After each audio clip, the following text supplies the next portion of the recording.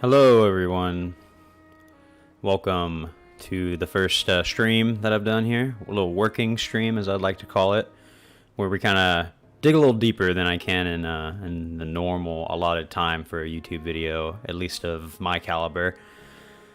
So today, we're talking about all the locations in Chapter 3 of Storm King's Thunder. A lot of these locations I've kind of covered already in some other videos, like the Barbarian Spirit Mounds, graveyard places that you get the artifacts from.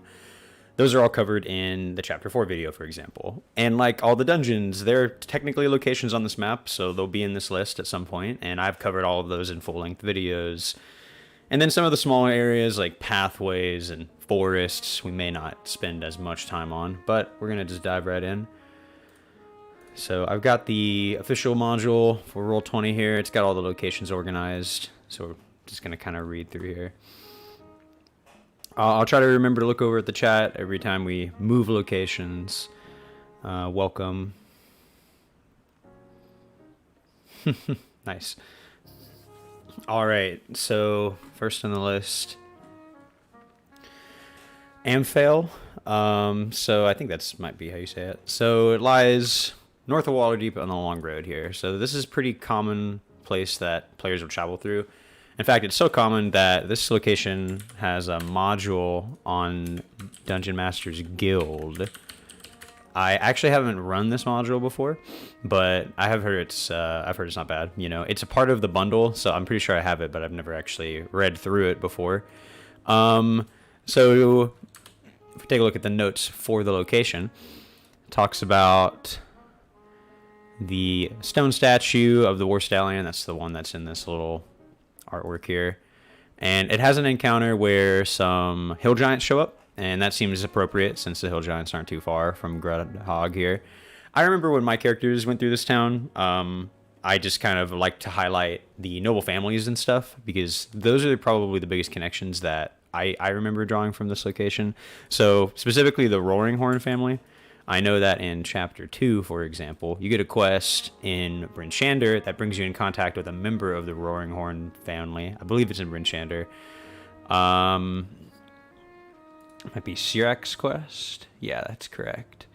Here you meet this guy, Zelron Roaringhorn. So you can have some kind of introduction to the noble family that the party might come in contact with later in the adventure. It depends on what their starting town was. Or maybe they already passed through Waterdeep and met that person.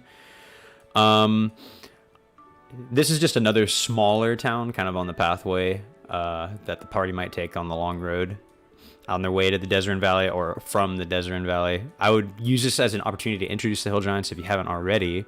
And to make this town stand out, you can, have the iconic town square with the Blackstone statue and everything.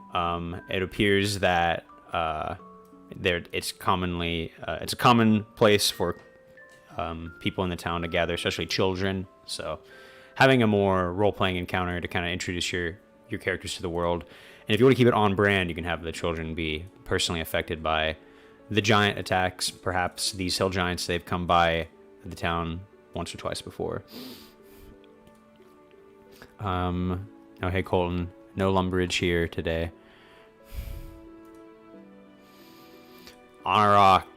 So, this is where Imrith lives, So it's the desert over on the edge of the map. There's a chance your party might go there, earlier in the adventure, and I guess you could have some kind of random deserty encounters. But in general, this is really just the setting for the finale of the adventure. Or if you happen to run the optional Dungeon Masters Guild supplement where your party goes to Ascore and meets with Imrith's 2 adult children, you could also run that without any modifications, as once we get to Ascore, we'll see it talks about Imrith's children in the adventure without even mentioning the add-on at all.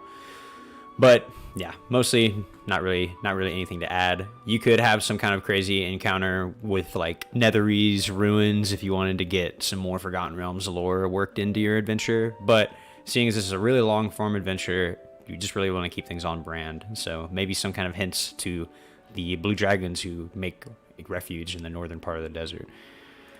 The Ardeep Forest. This is actually where the characters begin the adventure, or at least right by it. It's in Nightstone. So maybe if the characters ever return to the Ardeep Forest later, they might run into the same elves who saved them from the orcs in the first chapter. Or maybe they run into some of the goblins. They might be having trouble with whatever lies deep within the cave. Maybe some basilisks or hydras or something nefarious has been growing in the forest in the character's absence. But this is mostly in a location that's probably only going to be visited in the beginning of the adventure a single time. But, if you do happen to have revisit it, these are all good options for you.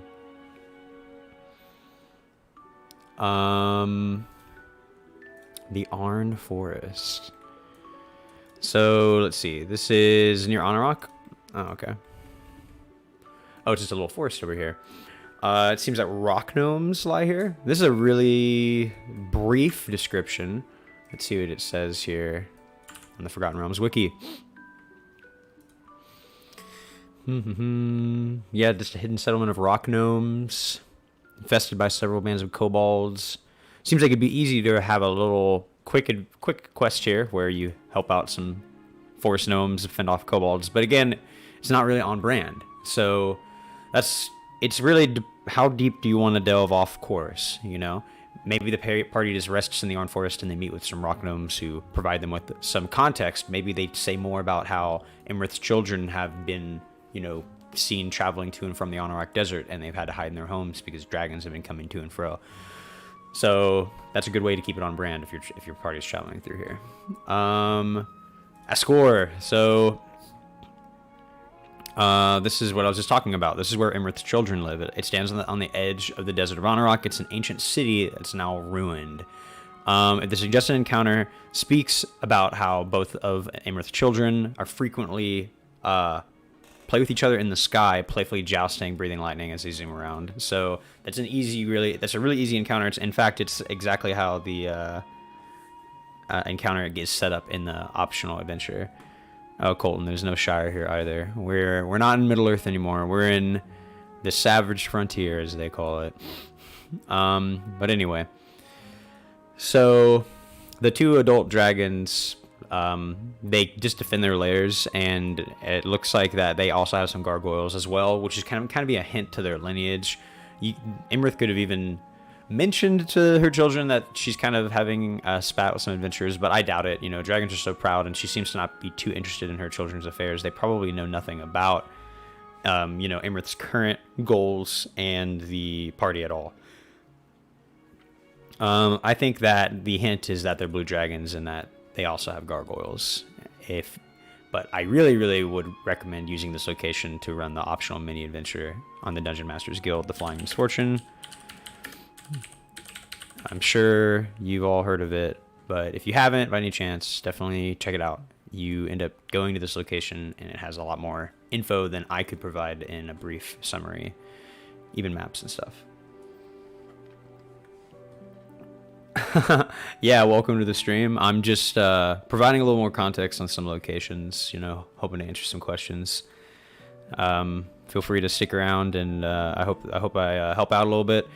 Really, I have a video on Chapter 3, but I don't cover each location in great detail, so I'm trying to just cover my bases a little bit and provide a little bit more context on what happened when I ran the locations.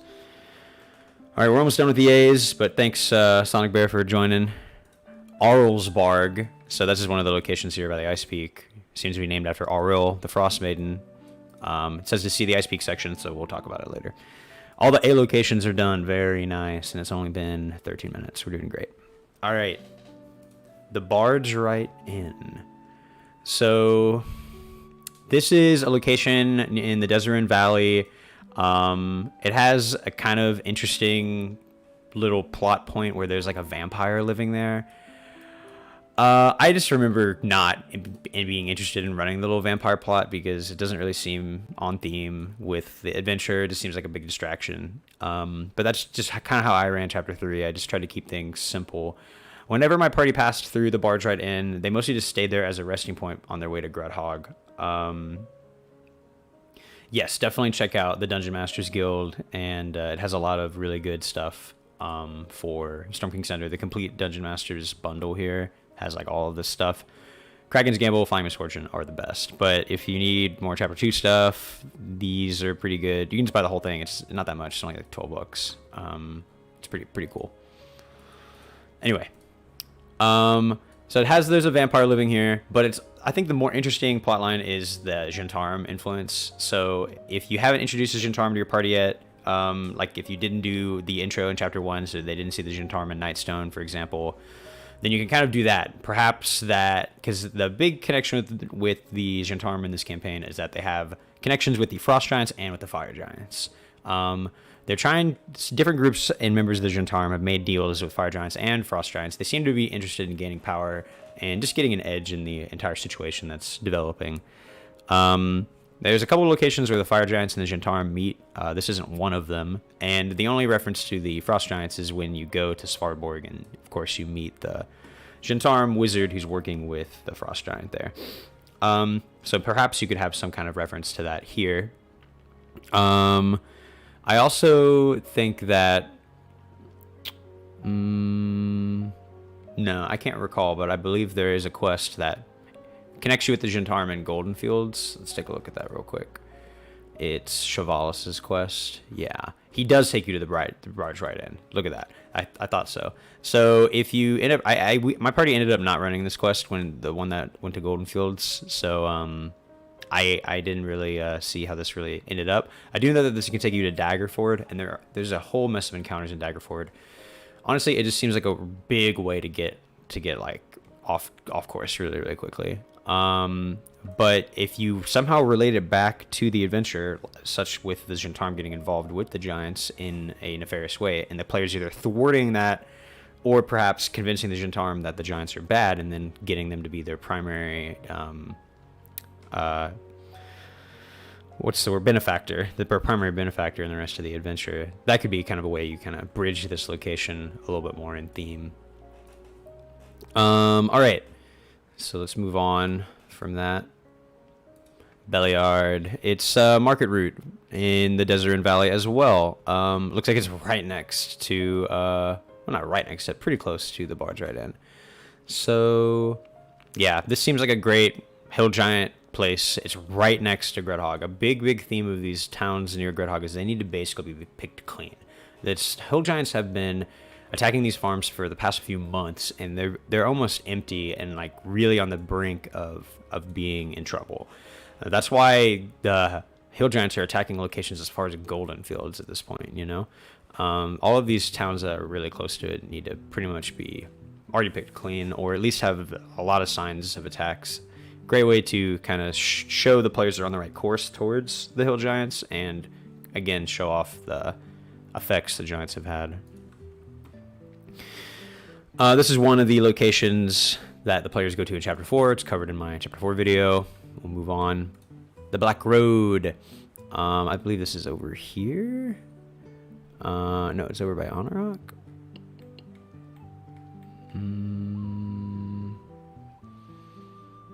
No, it is by Parnas. That's what I thought. It's this road right here. Very unlikely the players are going to head this direction. It pretty much leads off the map. It is a road that is heavily guarded by the Gentarm and leads through the desert of Anauroch. I just don't think much needs to be said about it. The Blackford Road runs from Luskan to Mirabar. I mean, your players will probably travel here whenever they head to the Eye of the Allfather. Maybe not. This road is pretty close to the Klauthen Vale, but not really. And they might also travel here if they're heading to Ravenrock at some point. Yeah.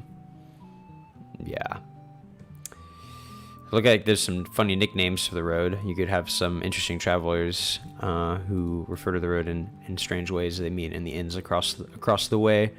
But mostly going to talk about the locations here, not the roads. I try to expedite the travel between the locations in Storm King Center. It's just such a vast world. If they do the Hill Giant Slayer, would you have the party get the conch? Seems like they wouldn't get Chapter 4. So no, I would not do that. Yes, this is definitely going to be listed on YouTube later. So don't worry about that. You'll be able to see it. But so yeah, if they happen to find the Hill Giant Slayer in Chapter 3, just have it so like Guz's conch is broken, you know, her big fat butt smashed it or something.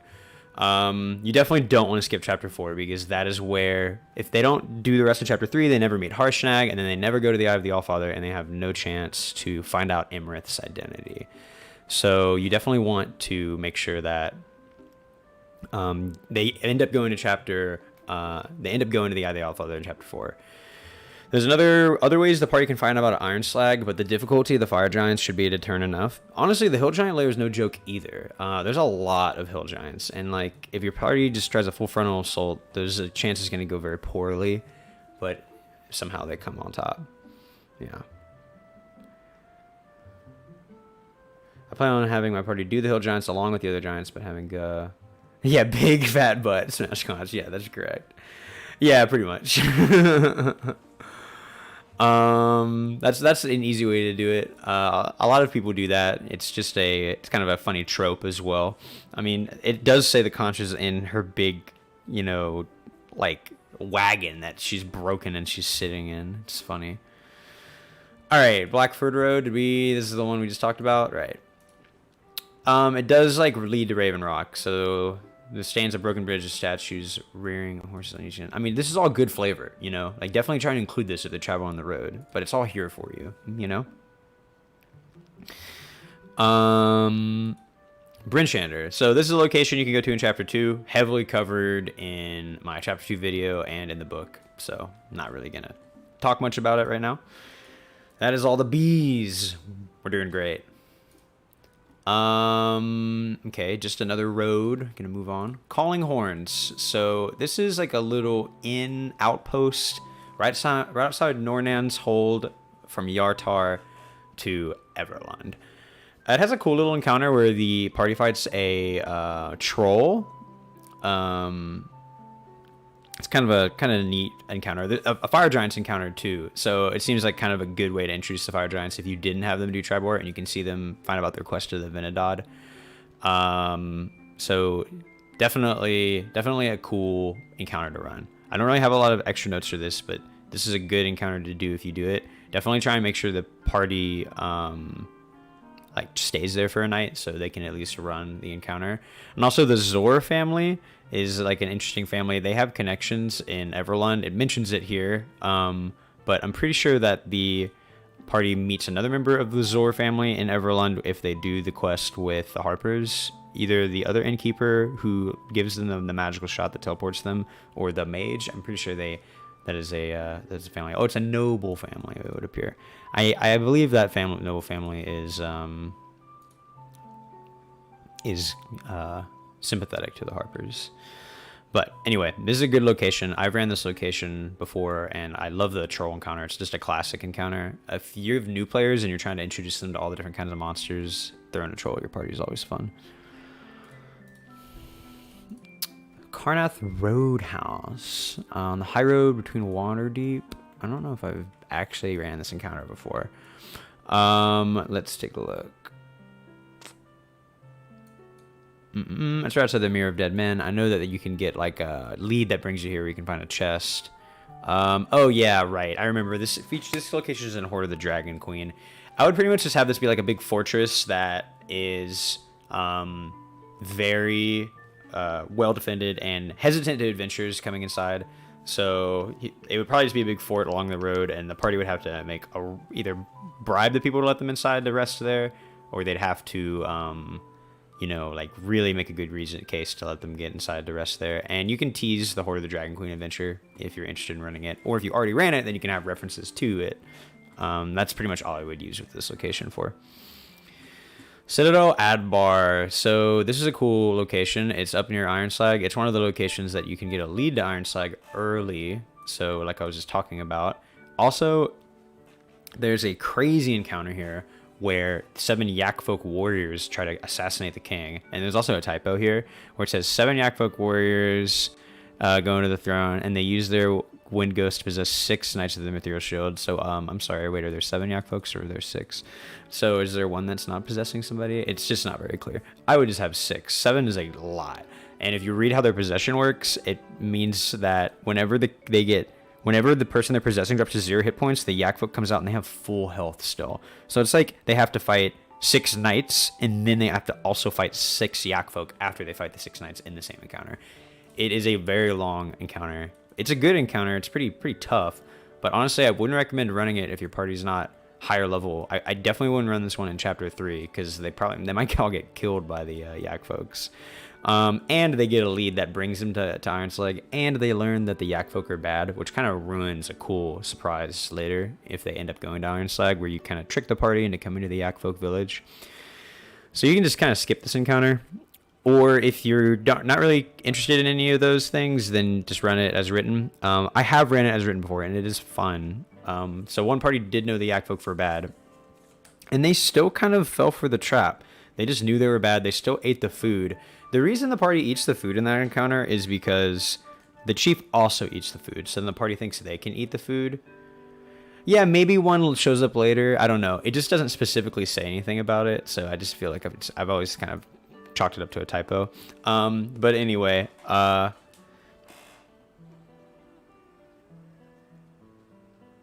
Gristle Pete. Yeah, possibly. Anyway, sorry. So the party usually falls for the poison because the Yakfolks also eat it, and they've built up a resistance to it or whatever. So And that party knew that the Yak folk were bad and like were shapeshifters, and they still went into their little town and ate their food, and then they had the big fight. You know, it didn't really change anything, but it could change the deposition of your party later. You know, so. And if you want, the king doesn't have to know where Ironslag is. You know, maybe that's like the way that your party can't find it yet. And if they go through the mountains, maybe they just get lost without the magical guidance of, you know, the Oracle or Hecaton telling them where Ironslag is later in the adventure. You can always chalk it up to stuff like that. But like I was saying before, the difficulty of the dungeon should be enough to deter your party from actually going there. Other than that, I don't really have any notes about Citadel Adbar. It's a pretty cool location. Citadel Felbarr, it's right next to Citadel Adbar here, has another encounter where they can get sent to the fire giant location. It's a little more straightforward. They just get sent on a quest there. They do get a cool reward because they build the party a tower stronghold. That's like a really specific, neat reward. But I mean, it's just like the party usually has all this stuff on the airship. It is kind of cool though. They also supply a garrison of 10 Starworld unfailing Felbarn dwarves. I mean, you could take those dwarves to the Emrith fight. That'd be some ridiculous fodder. But I never have had anyone actually do this quest because usually in both instances they went to Citadel Adbar, not Citadel Felbarr. And most of my parties liked to go to a town nearby. I didn't encourage it though. Like before they went to a giant lair, the fire giant lair wasn't either of the party's first locations. But they like to go to a location near the lair and kind of scout it out. So perhaps one enters unopposed as the dwarves get less attention, the possession ends and the Anauroch emerge. Maybe. I mean, yeah, you can still have 7. It doesn't really make too much of a difference. But I would probably not do the quest for Citadel Felbarr. Or again, if you do it, maybe the king and queen don't know the location of Ironslag or are unfamiliar with the ancient forge. Even though it says in the book that they know about it, they could just as easily not know about it, you know? All right. Coldwood. Talk about it in the Glimmerwood section. Crags. The hills south of Mirabar. Mirabar is over here. The Crags. I adjusted this quest for another game. Very fun, but probably not needed for SKT. Yeah. So just this is a random encounter of goblins, hobgoblins, bugbears, Uthgard barbarians. If you want to talk about the Uthgars that are near Morgur's Mound, I can't recall what tribe that is, but I always if I ever rolled barbarians when the party was traveling, I would always take a look at what was the closest tribe and try and have a flavorful encounter related to that tribe. Not all the tribes are immediately hostile to people. Some try to avoid people. Some are like hunters. Some have different animals in their groups. Or wear different types of paint and colors. So just try to encourage introducing the barbarians to your party before chapter 4 because they're going to be encountering them a lot. So if you ever roll barbarians, definitely flavor those barbarians up. Make it a juicy encounter. All right, Daggerford. So Daggerford has a little special place in my heart. I really like it. It's like the classic starting location of a 5th edition adventure. It's just, I really, really like it. A lot of people like, the area around Neverwinter and Phandalin, which is another really great little starting zone. Oh yeah, the Thunderbeasts. Yes, the Thunderbeast tribe. So you could have a little Thunderbeast encounter if they traveled through here, if you wanted to kind of tease it early, which is really just like, animated dinosaur bones. It is pretty cool. Anyway, the Thunderbeast tribe is really reclusive, so they probably wouldn't mess with parties. Yeah, the Uthgar map, it kind of shows all the regions and stuff. I have seen that one before. It's a good resource to have. Definitely a good link to have in the Discord. Thanks for posting that. All right, so Daggerford here. There's a crazy encounter here where Morrowind Daggerford is taken over by a succubus. Thank you, Mamba. I really appreciate that. Thanks for stopping by. Just doing a little rundown of chapter 3 stuff. Feel free to stick around.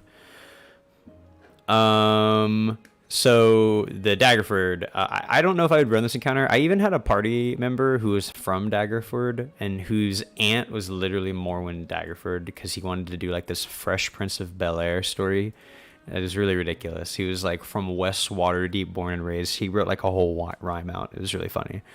But anyway, so I was like, even though he had a personal relationship to her, I still didn't run this quest because it just seems so out of place. It just doesn't really seem like something I would really enjoy. There is a better suggested encounter where they encounter the snail, which is kind of like this miniature mob boss, kind of like a low tier villain. If you want to have the Jentarum play like a bigger part in chapter 3, or if you want to kind of have like a miniature villain involving like the snail or even Weevil, and maybe even connecting the two together into like this grand conspiracy, could be a really cool like quest line. You know, I feel like it's really easy for the party to find Weevil, at least as it written in the book. So maybe the party gets connections that lead them to the snail, and they have to do some jobs for him to like find Weevil. Because I just know like the reward of 10,000 gold. Both of my parties were immediately interested in that side quest. They're like, oh, we want to go capture this guy right now, and that was pretty much all they cared about for a while in chapter 3. It was kind of ridiculous. So you can definitely have like the snail end up being like this low tier mob boss, and it's pretty neat. And it also has a quest that sends you to Olbar, and you find some stone giants there. So it's kind of neat. So moving on. Thank you. Good luck. Thank you for the good luck. Dawn Pass. So this is a little area by Parnast. You get ambushed by some Jentarum. You know, it's really just dangerous over here. Hopefully all of the Jentarum ambushing the party as they keep going this way will deter them from going any further. I think that's kind of the idea. It's like, oh, we're really getting into the Badlands now. Kind of reminds me of like Adventure Time. As soon as Finn and Jake go into the desert, they just get jumped by like a bunch of you know, baddies. Kind of funny. Deadstone Clef. Talk about this in my Deadstone Clef Canyon of the Stone Giants video. Check it out. Fight Thane Kylithica. Okay. I skipped the Deadsnows, so go back and check that out real quick. It is by the Nether Mountains, which is by Anauroch. Oh, right here. Okay. Let's take a look at this. Yeah, this seems like another town that was affected by the War of the Silver Marches. Not as bad as some others, but I kind of like to include Forgotten Realms lore. So anytime I ran into a city that was affected by the Silver Marches, the War of the Silver Marches, I would just try and highlight that. Because like these towns, especially the ones right here, aren't as affected by the giant outreach. Because the Ironspike citizens, yeah, they're kidnapping dwarves and stuff and some people for slaves. And yeah, they're digging up rods of the Venedad, but they're not outwardly attacking settlements as openly as some of the other giants are. Kind of like the cloud giants, they kind of are just sitting in their cloud tower. They're not really attacking settlements very often, you know, except in the first chapter where they were a different group of cloud giants steal the Nightstone. So that's kind of what I would highlight. I would just highlight how there's kind of you know, some fallout from the War of the Silver Marches still, and it looks like there's a chapel here, so the party can get clerical services here. Doesn't really seem like a big pit stop on your party's journey. Okay, Delimbiyr Road by Loudwater. Yeah, you know, we're not going to cover the roads. The Delimbiyr Vale here, which is this location. I really like this entire area. I'll talk more about it when we get to each location, but this area is heavily affected by the stone giants, and it's kind of an area the party doesn't really go to. Hey, thanks for stopping by, Todrix. Todd GRX, I'm not sure how it's supposed to be said, but yes, I will catch you online later. Thanks for checking it out.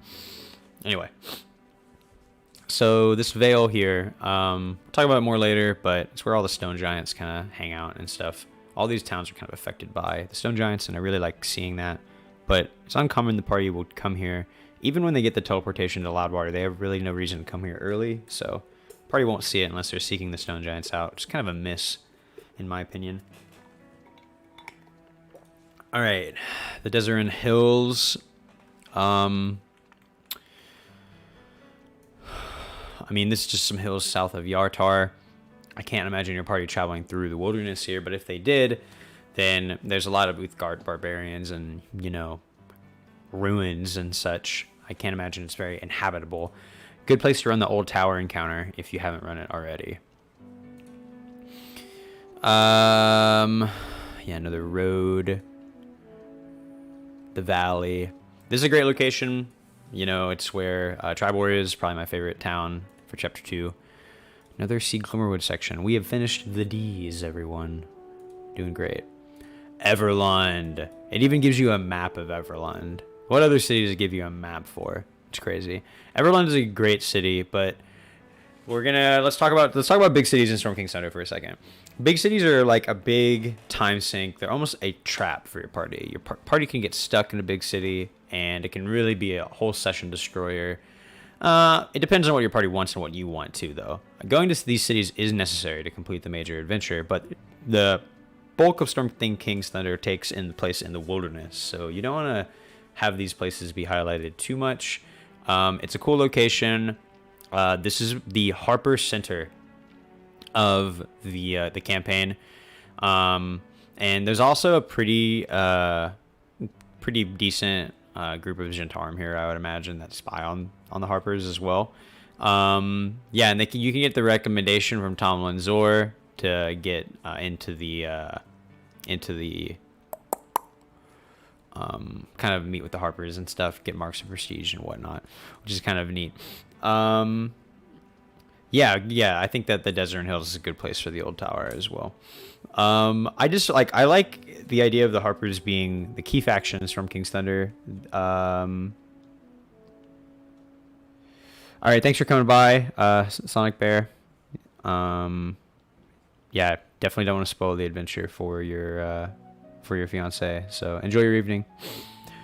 But this location, I really like the idea of the Harpers being this key faction that kind of supports the adventurers throughout the adventure. So it would be maybe a good location to have kind of a hub once the characters get the teleportation circles. Perhaps the Archmage offers them a room or in the Moongleam Tower, or maybe another location they can kind of stay.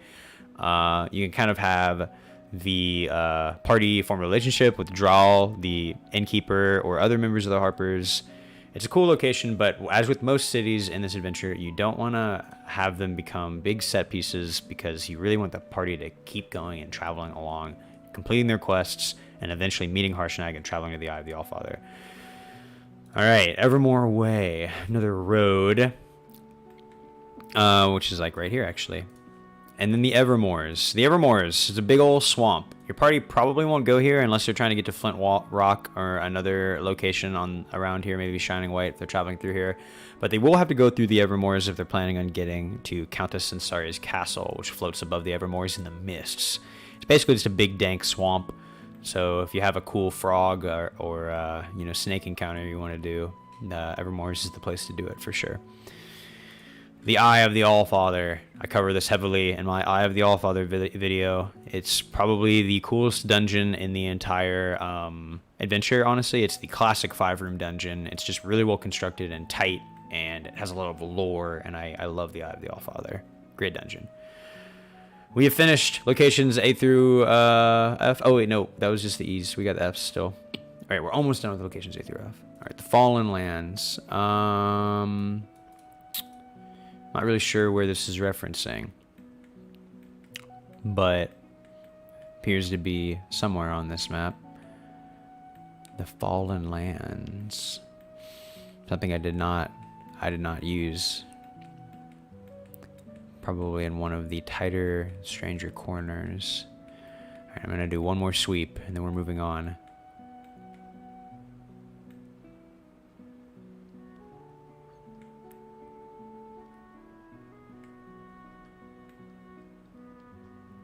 Okay. The Far Forest. That's the one over here.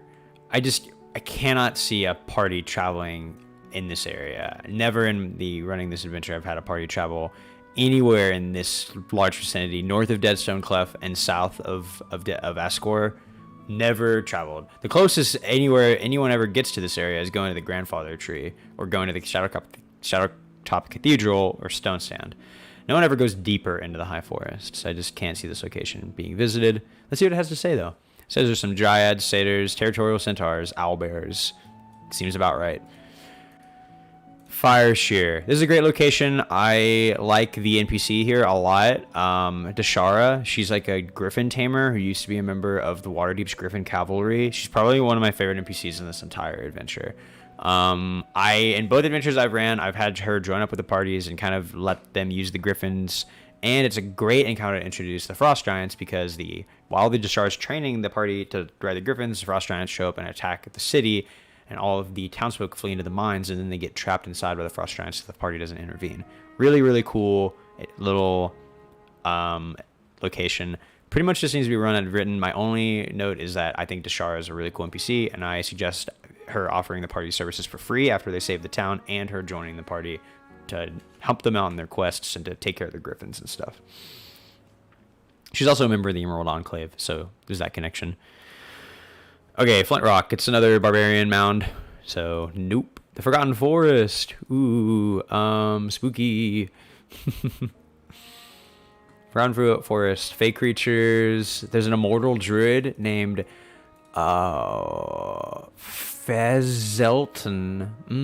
Offers advice to those willing to reach him. Sounds difficult. If I could, man, this place is so forgotten. I can't even find it on the map. Yeah, so like, I guess if your party is lucky enough to find, oh, here it is, way over here. I just can't see anyone going down here either, unless they're like, I want to go to this forest for no good reason, you know? Unless you create a quest where the party goes here to see this immortal druid. Maybe I can, this is my, okay, here's my only, I actually just came up with something. This is a good one, actually. If a party, a member of the party gets petrified in the Deadstone Cleft from like the hazards there, perhaps they go back to one of these towns and they hear about, like, they don't have anyone who can help them, but the druid in the Forgotten Forest can cure them, so then they have to go on a quest there to cure their friend of petrification. That would actually be kind of cool. So look at me. Fork Road, it's a road. The Forlorn Hills.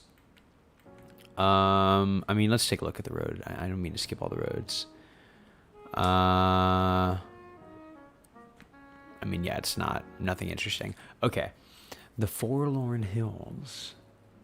And by the way, you know, I'm skimming over a lot of these, but if you really want to dig deeper into these locations, Forgotten Realms Wiki has usually a little bit more information. It even, like, look, check this out. Arn Forest, it talks about this settlement here. Is this even on the map? No, it's not. Like, look at that. Like, you can definitely find out more information about, there's tons of locations on this map that aren't, you know, a dot, you know? I don't know how else to put that. So if you're really looking for more stuff, which again, I don't really recommend, this campaign's already flooded with encounters, then you can find tons of more stuff on Forgotten Realms Wiki, promise you. All right. So, Forlorn Hills, it's right here, next to Olven and Succumber. Unless your party takes a shortcut through the hills, I can't imagine they would go through there. It looks like there's some elven kingdoms and hill giants, ettins, and dwarves. Lots of nasty stuff, oh my. The Frost Hills on the spine of the world above the Evermoors. Right here. I can't imagine your party heading here unless they go to the Mithral Hall. But even so, they wouldn't. The Mithral Hall entrance is in the front here. They'd have to go behind the Mithral Hall. And even to get to the Eye of the Allfather, they would actually take from the Valley of Kedron. Anyway. Can't see them going here. Never had anyone go here before. Alright, we actually have finished the first quarter of locations. 45 minutes. I mean, it's not like it's evenly distributed A to Z, but, you know, making progress. Whew, there's a lot of letters here. Gauntlgrym. This is a really, really cool location. It has an iconic encounter and an iconic ruler. The ruler of Gauntlgrym is none other than the legendary hero, Brunor Battlehammer, former companion of Idrist, or Drizzt, depending on how you pronounce it. But there's an encounter where Zolaran steals the fire primordial that they use to power the forge in Ironslag here. Really cool encounter. There's really not a lot to add here. I talk about this encounter in my Storm King's Thunder video where I talk about Ironslag a little bit more, so I'm not really going to talk about it right now. Cool location. Definitely worth checking out. Glimmerwood. So it's these three forests here. I remember it's the Moonwood, the Darwood, and the Coldwood. This is where there's some elves that are captured by the Yakfolk and Ironslag, and they're from this forest, I believe. So your party might go there to return them home. It's also where a couple of the Uthgar Barbarian locations are. So your party's definitely going to come here. I don't really know how you can make the woods stand out, but I think it's really easy just to kind of just make the trees, make it really just feel like a fantasy pie crust place. You know, the moonwood, all the trees are like bluish, and like the moon like glints through all of the leaves, and in the Darwood, it's like really, you know, dark and green, and the moss kind of covers the canopy and makes it dim all light all the time, and the cold wood is really cold, and you know, to try and make it stand out a little bit as they travel between each location. I know it's the Tiger tribe, and then I can't recall, it's the Black Lion and the Red Tiger tribes, yeah, and they share a spirit mound here, and then there's another tribe over here near the Moonwood. So lots of barbarians here. Definitely a high likelihood of running into them. Golden Fields, talk about it in Chapter 2. Grandfather Tree, talk about it in my Chapter 4 video. The Great Peak Mountains, it's like a mountain in the Delimbiyr Vale. Right?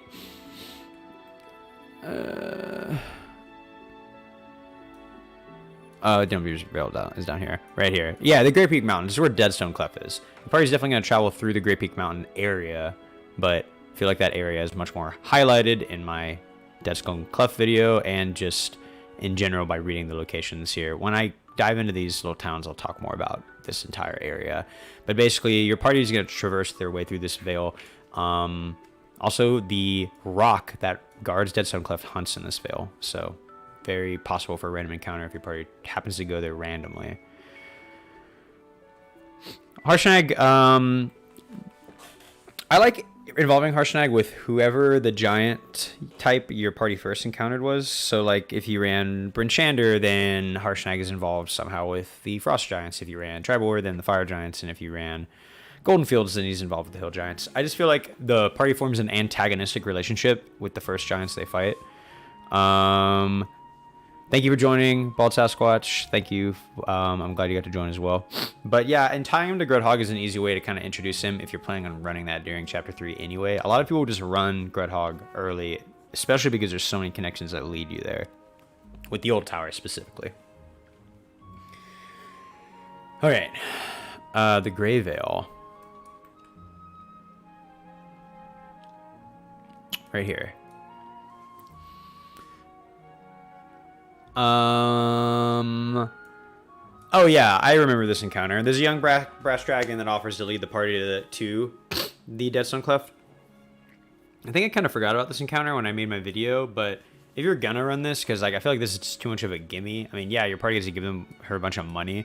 You could always replace this brass dragon with Fogalos, the Bronze Avenger, instead. However, that might be kind of a big fight, you know, or a big boon for your party. But if you have a weak party and you're worried about them taking on Deadstone Cleft, or if you happen to have Deadstone Cleft as your first giant lair, which I feel like is really, really uncommon, then perhaps Fogalos makes an appearance here and he fights the rock off for the party so they can make their way inside Deadstone Cleft, you know.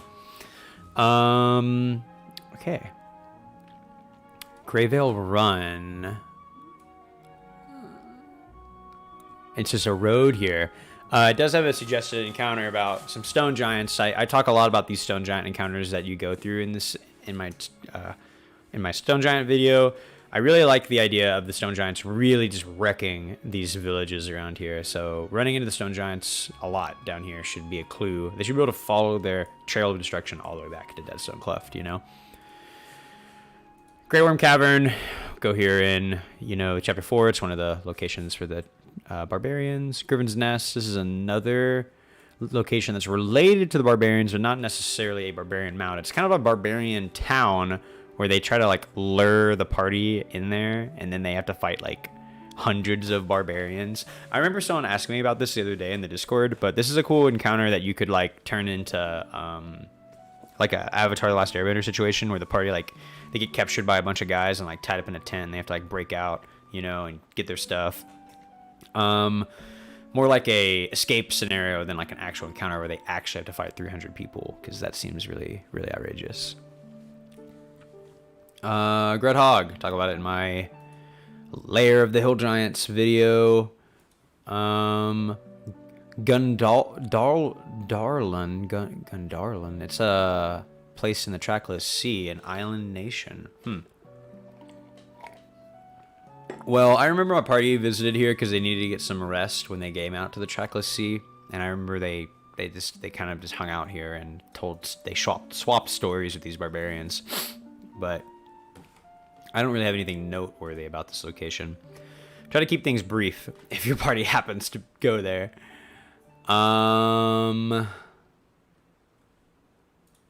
This is a city on this island. Yeah. So it looks like it has a Dragon Turtle Inn. 200 longships. Whoo! That's crazy. That's a lot of boats. Must be quite a sight. Alright. Hawk's Nest. Fortified settlement overlooking Silvermoon Pass. Yes. I believe the party can get sent here. No, that's Morven Hall. Looks like they get attacked by some fire giants, and there's some Order of the Gauntlet stuff here. I haven't actually ran this location. I think this is where you get the hippogriffs. Right. One of my party members was in the Order of the Gauntlet, but we never really got to do anything with that connection. This probably would have been a good place to go to during my adventure with him. I don't really have any extra notes because I didn't really run it, but if you don't like Deshara, or you have a member of the party using the Order of the Gauntlet, maybe highlight this location so your party can get air mounts, you know, which are really, really useful, even if they already have the airship. Helm's Hold, this is a really cool location. I don't really have extra notes for it. I talk about it in my video just very briefly because I just like this location.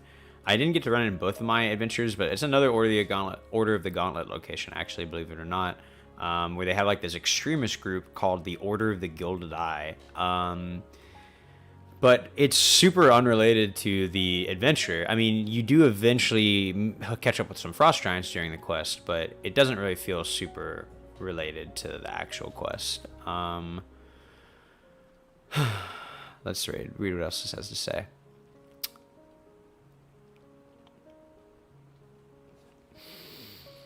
Yeah, I mean, this encounter ends with them eventually taking on an entire frost giant longship. Seems pretty outrageous. But I do like the idea of there being this evil organization that's kind of taking control of a community. And if you want to dive more into that and have like a mini quest or a little sidebar related to it, that's definitely possible. I just feel like a lot of these areas can be expanded into like 2 or 3 session quests. And it really detracts from the main campaign, but it can be a cool adventure if you kind of want to run like an adventure of the week thing. You can also just draw a lot of information about these locations for other adventures. I feel like there's just so much content here in Storm King's Thunder. It's crazy. All right, we're going to move on. The High Forest. The High Forest is the biggest forest on this map. Absolutely vast. I feel like if you're going to run encounters in the High Forest, you got to just run the classic Druidic foresty encounters. Running into Rangers of the Emerald Enclave. Running into Uthgar Barbarians. Running into poachers, hunters, beasts, monstrosities of strange kinds. It's just the biggest forest on the entire map. I would think of it as the Mirkwood of the Forgotten Realms for sure. The High Moor, big swamp. It's really just the north part of the High Moor, and I don't see the party heading into the High Moor. If you wanted to deter them, maybe a big old dragon, a green dragon who lives there, kind of scares them off. High Road is just a really well-traveled road here, where the party starts, actually, when they're heading to the old Nightstone, you know.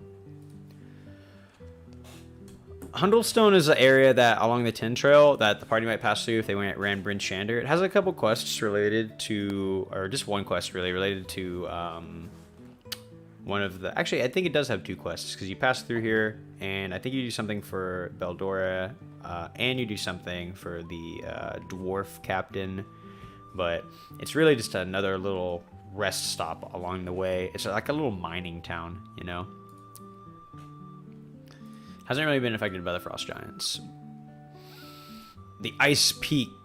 So this is where the white worm of Icewind Dale lives. So like this is her lair. It's like that blinded dragon that runs around in the Icewind Dale, whose name is ridiculous. Yeah, I'm not gonna try and pronounce that right now. But unless your party wants to tussle with an ancient white dragon, I can't imagine that they're gonna go here. Yeah.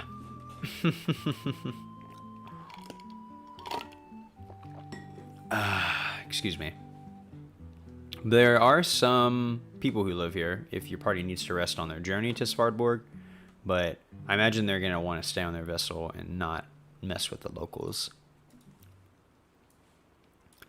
The Ice Mountains is the spine of the world.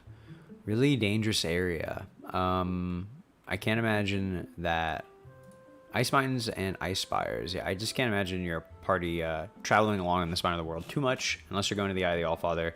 If you want to spice that up, you got to run some, like, you know, do the extreme weather. You got to have some avalanches, some difficult terrain the party has to traverse.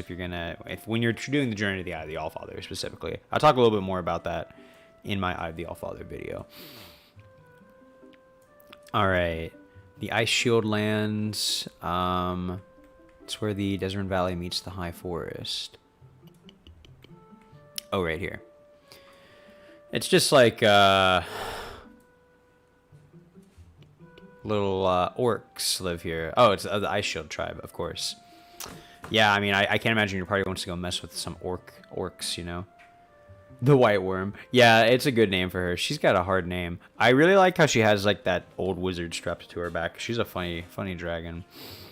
I just can't imagine your party wanting to go mess with like a town of orcs over here. Yeah, dragon names can be hard. Clogalia Madar, old Gnawbone, like, who lives in Kryptgarden. What a wild name.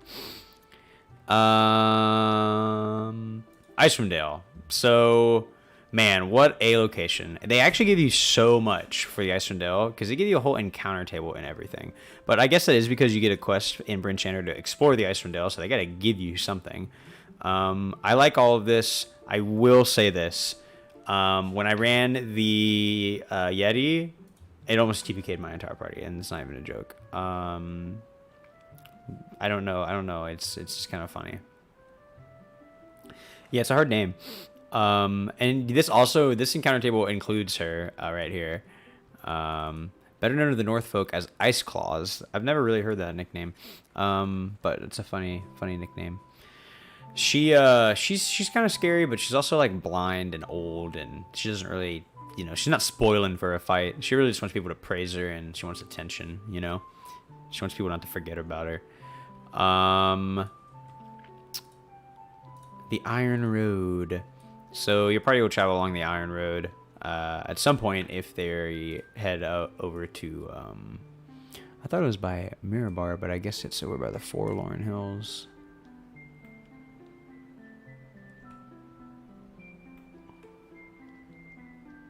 No, it's like the Delimbiyr Vale.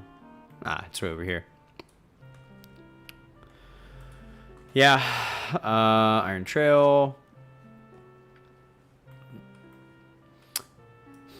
Yeah, just another trail that the party's going to have to deal with the cold weather. It's really annoying. I do think that if your party went to Bryn Shander in Chapter 2, they'd probably have the cold weather gear, but I can't imagine that your party's going to head to Iron Master unless they're doing that quest from Bryn Shander. Same for Iron Master here.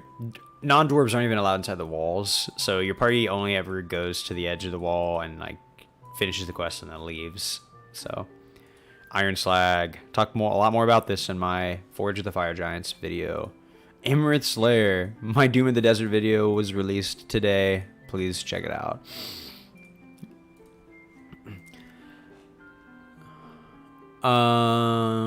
Okay. Jalanther. Don't think I've been to this location. It's right over here at the end of the road from Everlund. Your party could stop there if they're heading from Stone Stand, if they know that it's there, like if they're looking for a place to rest. It has a Emerald Enclave connection, so if you got a member of the Emerald Enclave, they can get a free room here and perhaps even a temporary companion that helps them scout the High Forest and the locations there. Other than that, it doesn't really seem like a great location. It's kind of out of the way. Your party's probably not gonna go there.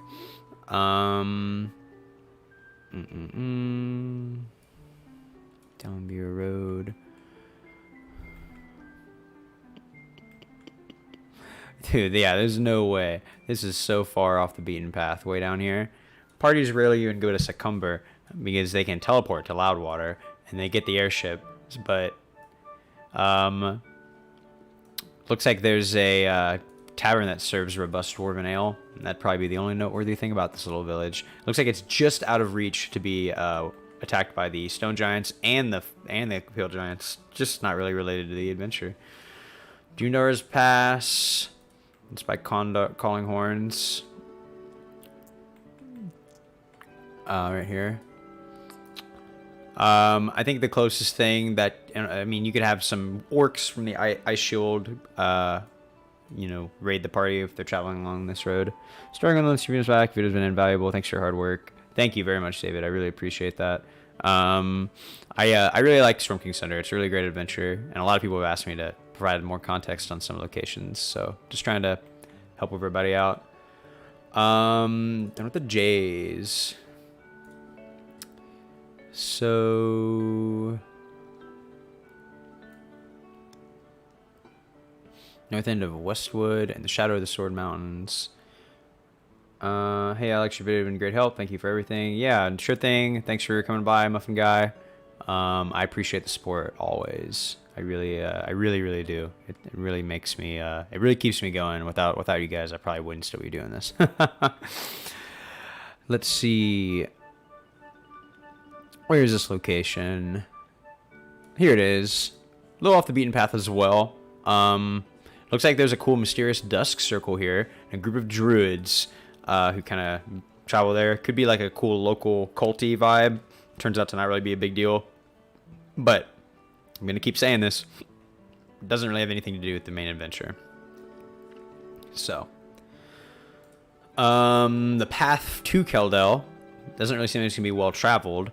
The Klauthen Vale, where old Snarl lives. I really like Klauth. He's pretty cool. He's a great villain if you want to do some post stuff. I didn't talk about him in my video, and I kind of regret not mentioning him today in my Chapter 12 video. But if you want to do more stuff with Klauth, or any of the dragons, really, they're great stuff for the post game. But, you know, like, Klauth kind of just lives in a cool lair. I do think that he should have like a cool cavern-like lair, the classic red dragon lair, and he's the red dragon, you know, and he should be as legendary or even more so than Imrith. Very difficult to defeat. Highly recommend reading up on Klauth's lore. He's just a cool fella. I like dragons though. So little archipelago. I think this is over by the Trackless Sea. But it might be over here. Oh, it's right over here. Look at that. I just can't imagine. Oh, wow. Look at that. Maelstrom's right here. I didn't even realize it was this close. I thought it was way further off to the side. I just can't imagine the party ending up here unless they get into a bad situation in Maelstrom and they have to take a ship back, you know?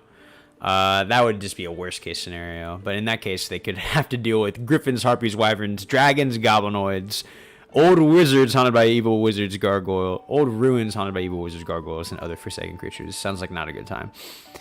The Kryptgarden Forest. I like the Kryptgarden Forest. I talk about this location specifically in my Chapter 3 video because I love Old Gnawbone, aka Cloggalia Madar, an ancient green dragon who likes to scry on everyone and everything. Yes, Klauth could be a patron figure for the party. Very good point. He kind of is because he gives them the airship. And if you want to have Klauth have a more intimate relationship with the party, you know, that's definitely on you to decide that. Because I mentioned this in one of my other videos. I can't remember which one. But I like the idea that all these ancient dragons, Cloggalia Madar, Klauth, and they know what Imrith's up to. Especially Cloggalia Madar. She's scrying at everybody with her crystal balls. And they might not want Imrith to succeed because, yeah, they don't want giants to, you know, forge a relationship with small folk, but they also don't want Imrith to come out on top and be able to influence the giants. They don't want, you know, dragons are very power hungry creatures, and even though they are a unified race, they're not exactly on a unified front in this war anymore. Dragons are very self-interested. But I really like Cloggalia Madar and Klauth. So if the party ever goes to the Kryptgarden Forest, I think she's a great NPC to point the party in the direction of Harshnag and the Eye of the Allfather, as the book suggests. And she's also kind of just a funny character. She used to run her own gang that operated in Neverwinter and the Gnawbones, which is where she gets her nickname. Another cool character to check out the lore of. Okay, a small town on the high road near the Mere of Dead Men. Don't think I've ever been here because I really don't think I've ever traveled from the high road from Neverwinter to Waterdeep in this campaign. But looks just like another small town. There's a wizard's tower called House of Thalavar. Looks like. Don't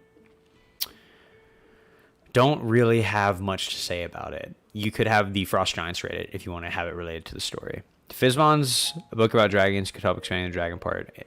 That is very true. I have Fizban's, and I've only really just looked at some stat blocks, but that is a really, really good point.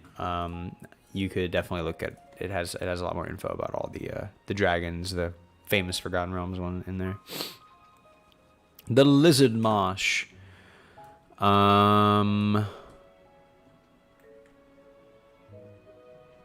Crumbs. By the Delimbiyr River. Lonely Moor, Fallen Lands. Where are you, Lizard Marsh? Ah, here it is. What, the Lizard Marsh is featured in the Neverwinter Driss books? Or Leylon is? Yeah, I don't know much about the location. It just seems to be kind of a small little location. Oh, it seems like the house is no longer there. It was that's old history. That's probably what you're talking about. The references there. So it's just a little Driss reference, if that's what you're saying. I can't imagine they ever go to the Lizard Marsh unless they go there from Daggerford. But this is also where they would go if they're gonna run the little encounter in Daggerford where they rescue Lady Moore in Daggerford. That's where like the succubus is hitting her away. Actually prominent in the post Dragon of Icespire Peak modules, map for Old Gnawbone. Very helpful stuff. Huh, that's pretty neat. I'll have to check that out. I haven't really looked into that. I have only really run Lost Mines of Found Delver. Haven't really done any Dragon of Icespire Peak stuff. I mean, I think I have, but I haven't done any post-campaign stuff. If you're gonna do that ridiculous quest in Daggerford where Lady Morin is replaced by Succubus, you might come here. Otherwise, you probably won't. Lorkth. Is over by Anauroch, kind of over here. It's one of the oh look, it has a handout for Attack of the Stone Giants. Yeah, this is a good artwork. This is one of those places that I talk about in the video where the Stone Giants kind of attack, and you can kind of shift these encounters around. There's a great encounter here in Olbar and and Zelbras with the little inn. And depending on what encounters you want to do, you can put all or any of them at whatever location the party actually goes to, because all three of these locations can be good. Like if your party has never fought Stone Giants, this is a good one. If your party already fought Stone Giants, then the non-hostile Stone Giant in Olbar might be better. And there's a weird little inn where your party can meet a baby, or not really baby, like a child of the Blue Bear tribe and Zelbras. I talk about all these locations in my Deadstone Cleft video. The Lonely Moor. It's so lonely because no one will ever go here during the adventure. All right, the long road. Yeah, it's just this long road here. Doing SKT after Lost Mines, I'd link the Black Spider with Duke Zalto. Oh, that's cool. That's an interesting idea. Maybe that's why. Maybe he was originally planning on using the Forge of Spells to power the Vonandad. That'd be like a cool little connection. Long Saddle. Okay, Long Saddle is a pretty neat little location, but mostly just because it has the Harpel family living there. And if you've read one of the newer adventures, Rime of the Frostmaiden, it has a member of the Harpel family in it, so you can kind of maybe tease her if you're ever planning on running that adventure, or if you already did, she could be present. It also is a place where they could hear about Weevil. The party will probably travel through here if they're on Weevil's tail. So other than that, not really too much going on in the adventure related to Long Saddle. But it's a cool location because of the Harpel family and the connections to other adventures. I always like teasing other adventures, especially if I'm planning on running them. The Lost Peaks, just a little peak right next to the Shadowtop Cathedral. I, don't really have too much about it. There's a tribe of Centaurs that live here. That's kind of neat. Loudwater. Loudwater is... I thought it was over there. Oh, no, it's down here. This is the town you can teleport to, of course. So I really like this town because you can... What you need to do here, and I talk about this in my Deathstone Cleft video, but this place would just be overflowing with refugees from the effects of the stone giants attacks. It's like the last bastion of defense, you know? Yeah, the Harpels are cool. Very crazy people indeed. Perhaps a giant attack could happen. The Harpels could all come back and just kick face in. But that's kind of ripping off the encounter that happens when the party goes to, you know, Luskan. So, I talk more about this in my Stone Giant video, so I'm going to pass on it for now. All right, Long Saddle. Did I must have done these out of order. Oh no, I'm just in out of, yeah, I missed it. My bad. We're going to Lurkwood next after Loudwater. It's one of the forests here. It's a big forest, but I just can't imagine the party will travel alongside it when they're traveling to the Valley of Kendrum. If you need ideas for encounters, you got some Uthgar tribes, goblinoids, wolves, direwolves, it would appear. Nothing too interesting, just a big old spooky forest. Luskan, I was just talking about this city. It's the city of sails, one of the locations I talk about in my chapter 3 video. It's the, you know, secretly ruled by Bregendareth and Jarlaxle, which is kind of neat. And it's got the Arcane Brotherhood and the Host Tower of the Arcane. Cool stuff. Very, very cool. You can read tons about Luskan in other modules and online. I talk about it in my other video, and if your party's probably going to pass through here at some point, so be sure to read up on it. The Lonely Maw. I don't know why I keep going to locations I've already read. So we're done with Ills. It's because I keep like, oh, this is Luskan. I'm like, no. All right, we're now on the M's now. Maelstrom. Oh, we talk about Maelstrom in my videos a lot, but in my Hold of the Storm Giants video, mostly, you can check it out there. The Mirror of Dead Men. So there is a quest that brings you here. I'm pretty sure there's like a secret chest in here. You can get like a lead that brings you here, but not really anything noteworthy here. Ancient Black Dragon Twins live here, so sounds dangerous. I wouldn't want to mess with those guys.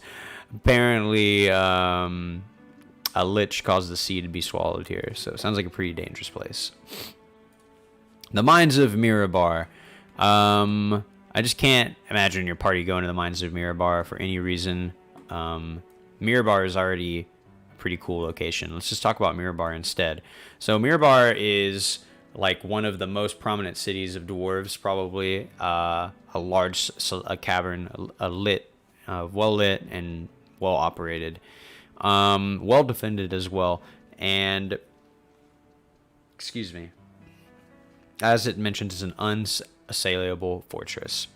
So the Axes of Mirabar are like famous soldiers, and they're also just a really I don't know, it's just like it reminds me of a very Tolkien-esque society of dwarves. So if you want to just really show off the, you know, highlights of dwarven society, this is kind of the place to do it.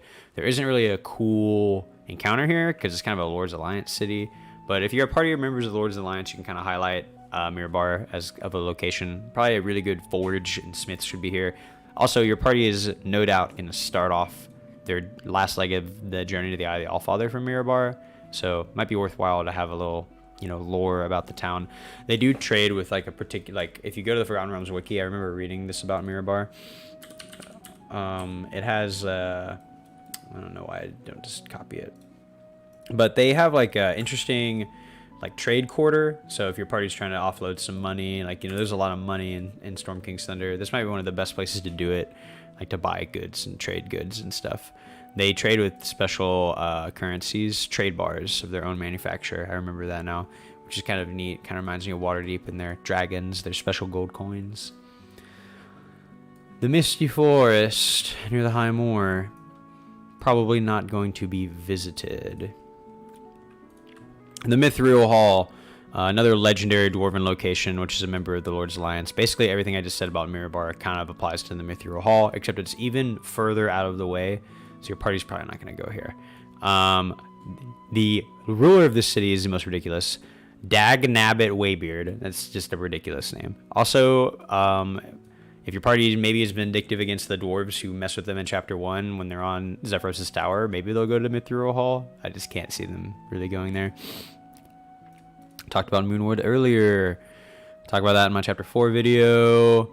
Morbryn's Shield. So this is a little town on the edge of the Evermoors. I really don't see your party heading this way, but they might, if they're going to Shining White, they might decide they would head along this village. It seems like a good little village, but this has one of those suggested encounters with the Gentarum and the Fire Giants, I'm pretty sure. Well, actually, I think it's Nesame here. But this encounter kind of has some Gentarums here, and it seems like they can kind of lead you to that encounter. So if you want to have that encounter go down, the one in Nesame, I've never ran either of these encounters. So, but I do know that, we'll go ahead and skip ahead to Nesame here. Yes. So they're going to these riding horses so they can meet up with female fire giant representing Duke Salto. So this is a cool little connection. Like if you're trying to get your party to go to Nesame, then you need to drop a lead in Morbryn's Shield, because there's no real reason for the party to go to Nesame. But they probably will go to Shining White, and unless they're traveling cross country, they will probably pass up this road and then go up the river from Morbryn's Shield. But when I ran it, that's not what either of my parties did. They just flew the airship and landed it right next to Shining White. So I guess it just kind of depends what your party ends up doing, which is why neither of my parties never actually did these encounters. But yeah, how many times have I run SKT? I've run it 2 times start to finish, but I've ran it like other parts of it before, you know, because there's a lot of parts you can just kind of run in the Forgotten Realms. So I've run it 2 full times though. Yeah. All right, so I just kind of talked about Morbryn's Shield and the Nesame encounter a little bit. I'm gonna grab some water real quick now that we've finished another section here. So we've only got 2 more sections here. I'm still feeling good, so I think that we can, another hour, we'll wrap up the last of these. I feel like we've gotten through a lot already. So I'm gonna take a little break real quick, and then we'll hop back to it.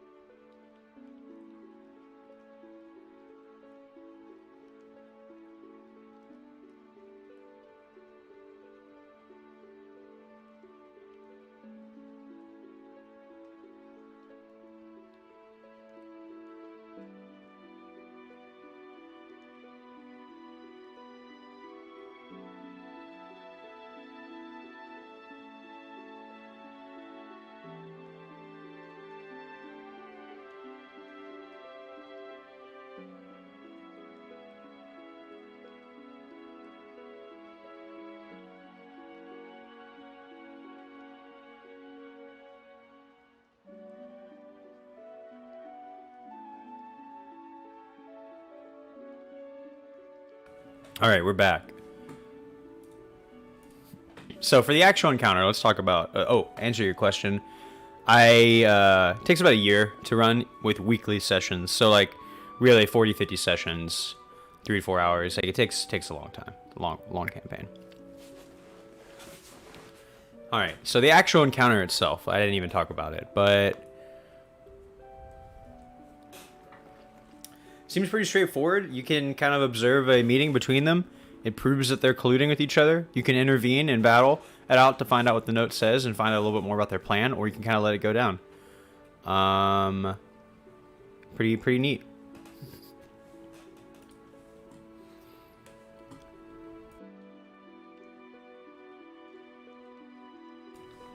I love Netherese magic, baby. But I just don't feel like it has a place here. But you could tease it if your party happens to go to the Nether Mountains. But it seems a little out of the way. Neverwinter. The city that never sleeps. I mean, the city of skilled hands, as they call it. But it's just a classic, iconic setting. Almost as iconic as, Baldur's Gate and Icewind Dale. I feel like I don't know how to do Neverwinter its justice, personally. I've just not... I like to imagine that I know a lot about Forgotten Realms lore, but, man, it's just so hard to run these big cities and really make them stand out and feel iconic. Especially in this adventure where you have such an outside perspective on a lot of these locations, and your characters are just blurring through these big named locations, running across miles of map. Excuse me. Davicolt Nevermember, he is the current leader, and he used to rule over be the Open Lord of Waterdeep. So Neverwinter's kind of got this nefarious reputation right now on the world stage. They're an active member of the Lord Alliance, and there's lots of resources for the Orders of the Gauntlet, and basically any able-bodied adventurer here. There's lots of half-orcs and orcs that live in the city from the War of the Silver Marches, and they're still rebuilding the city from the explosion, like the volcano eruption that happened not so long ago, which is where it gets its namesake. There's a volcano that keeps the land quite warm, so snow doesn't stick anywhere, which is why it's called Neverwinter, if you didn't know that. But it's a very classic city. Definitely show off the Order of the Gauntlet and the Lord's Alliance if you come here, and it can be another hub city for your party. All right, we're gonna move on. The Neverwinter Wood is the setting of many classic adventures, full of goblins, orcs, and other darker creatures deeper within. Honestly, there's not a lot to say about it. I'm sure you've ran Lost Mines or, Dragon of Icefire Peak. There's tons of little ruins and castles peppered inside of it for young adventurers to explore. I imagine your party's not going to really check this place out. It's kind of for newbies. It's the Lumbridge of this map. So Newfort, it's over by the Fork Road over here.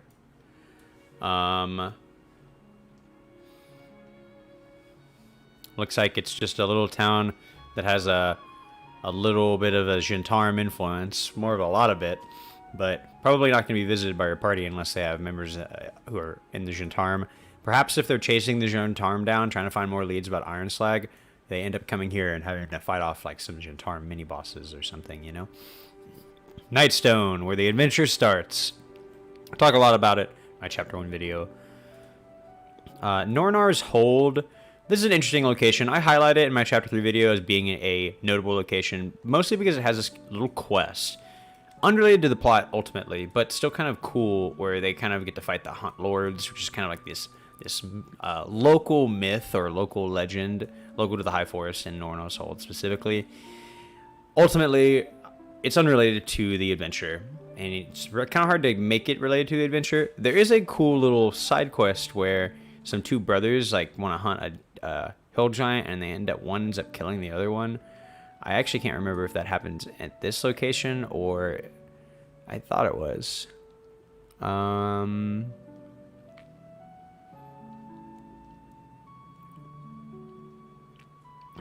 Must be a different spot, but I know a location near here had something like that.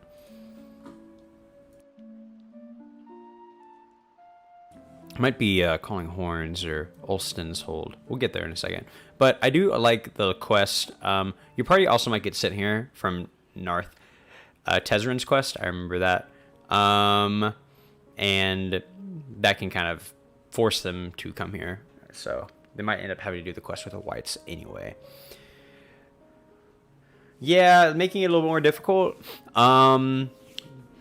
So, like, yeah, whites aren't that hard. I mean, the Warhorse skeletons are kind of neat. Let's take a look. Yeah, whites are pretty weak if your party's level 7 and there's only 5 of them. You could replace them with, like, something more powerful. Another undead. I would need to take a look at the list again. Or you could have them... be supported by like shadows or ghosts or other minor undead that kind of, you know, distract and weaken the party during the major fight. You could have the whites lead the party into the forest, and then forest creatures kind of join the fray. They could be a little bit more clever than just facing them head on. It could somehow also, if you want to, relate it to the Emerald Enclave. That'd be a good way to kind of bring it full circle, especially if you have members of the Emerald Enclave. Perhaps the Emerald Enclave rewards the party for dealing with the insurrection, and they get invited to the Shadowtop Cathedral, which is nearby. Stuff like that. And perhaps more cultists of Orcus, you know, since the whites kind of formed to the spawn of the Orcus, or maybe even some demons themselves could be involved if you're really trying to up the ante on the encounter. The Northern Means, just a little road north of Luskan. North Furrow. It is a road that leads to Goldenfields. So I imagine it's heavily trafficked, and there's lots of farms around it. Right, it's the end of the ends. Ulston's Hold. No, it's just a place. And there's a lot of troll references around here. There must be a lot of trolls on the Evermoors. But just another pit stop on the way to Everlund. Nothing too notable about it. If your party doesn't go to Calling Horns, you can always throw any encounters that could have happened there here instead, and vice versa. The One Stone. Talk about this in my other video. Olbar. So I actually talk about this location a lot in my Deadstone Cleft video. So, and I talked a little bit about it earlier.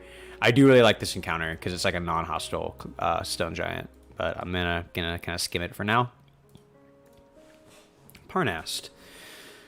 This is really just on the edge. The only reason the party might go here is if you, for some ungodly reason, decide to run the quest that the ghost gives the party in Eye of the Allfather, where they go to Parnast and kill his father, which leads you to doing the dungeon in Hoard of the Dragon Queen. It just seems like a complete derailment from what you're trying to get the party to do. So, and even this is like, Parnast is an unremarkable village. Yeah, I agree. They used to be called the Trollmoors. Look at that. I did not know that. So look at that. You learn more every day. So yeah, definitely like the troll encounters because it's a classic monster to introduce new players to. Like I mentioned earlier. Port Last. This is a great location you can introduce the Frost Giants. A lot of these encounters with the Frost Giants are just ridiculous. It's like 20 Frost Giants emerge from a ship. It's like, oh okay. Like, the party has no chance of actually deterring or defeating them. They really just get to watch as the Frost Giants just wreak havoc. You know, the only time the party ever really stands a chance is in Fireshear, when they fight small groups of them, and then when they defeat a few groups, the Giants decide it's not really worth it and flee, you know? Purple Rocks. This is where Sarkrathrel lives. It's way over in the Trackless Sea. And, yeah, I don't think your party should be spending all of that time here. I think this is a great location to host kind of a post-game adventure if you're going to have the party face down Sarkrathrel in like a post-game quest. They could go to the Purple Rocks and investigate the town, and then they realize that the members of the town are all members of the Kraken Society cult. And they witness like some of the sacrifices, and then they get brought into the dungeon, and then they have to like fight their way out and kill Sarkrathrel. It can be like a whole weird cultist vibe, plus, you know, like, what's the word? There's a movie, Hot Fuzz, you know, like where everybody's in on it type movie, you know, kind of a neat little thing. Good for post game. Rasalantar.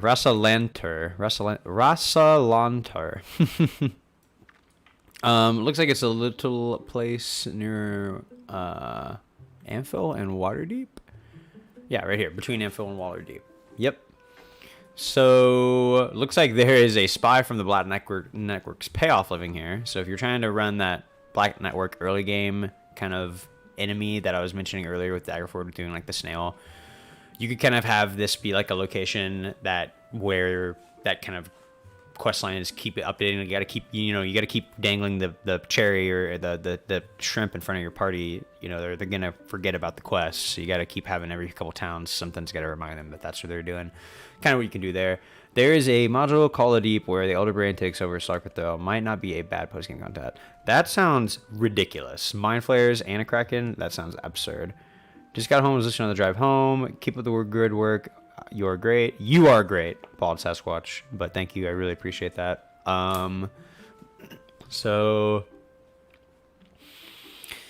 I really don't think this is a notable location unless you're going to use the Little Shantaram spy to kind of like meet with the party and kind of be like a liaison or do something interesting with that. Now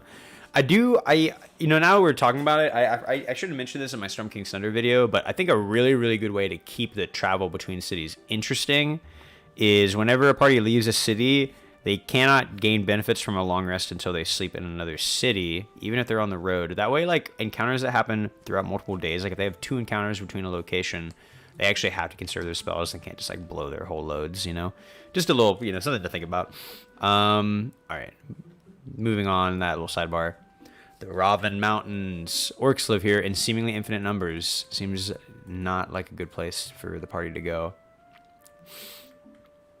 Raven Road leads up to the Raven Mountains, I imagine.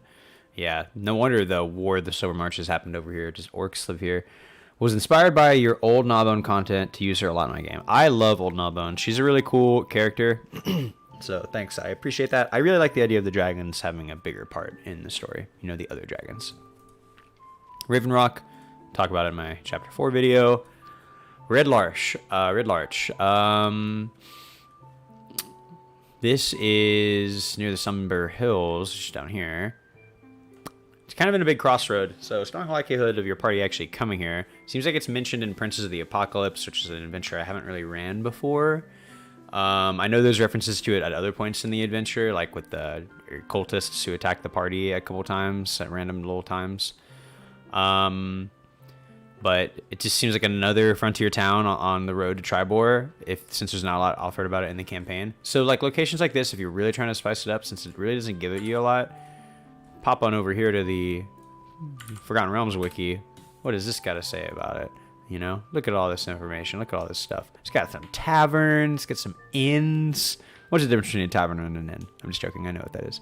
But there's like notable people and shops. So a lot of content that you can kind of improv. Be like, oh yes, you look down the street and you see a tool shop. There's a place called Ironhead Arms. You just like, I pull up the Forgotten Realms wiki and just be improving off the butt all the time when my party would stroll into these locations. You really just don't know what to do.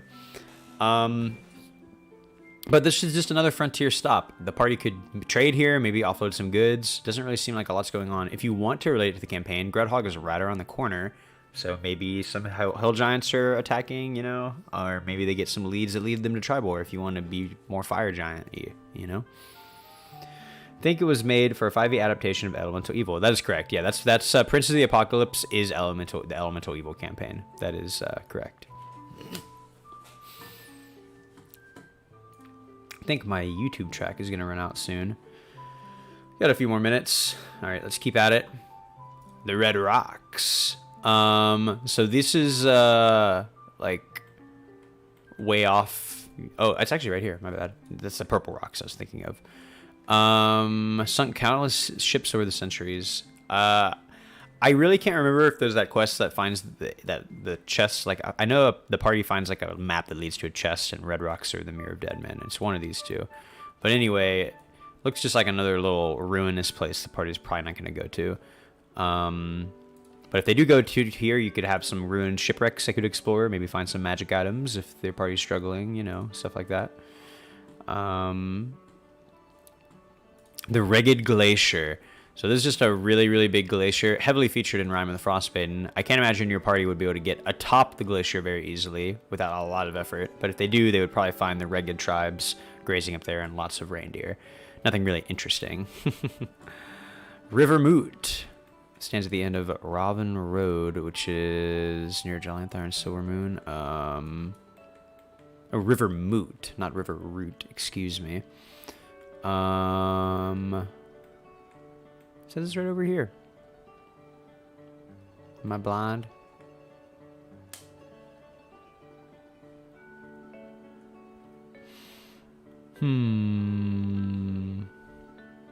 I must be blind.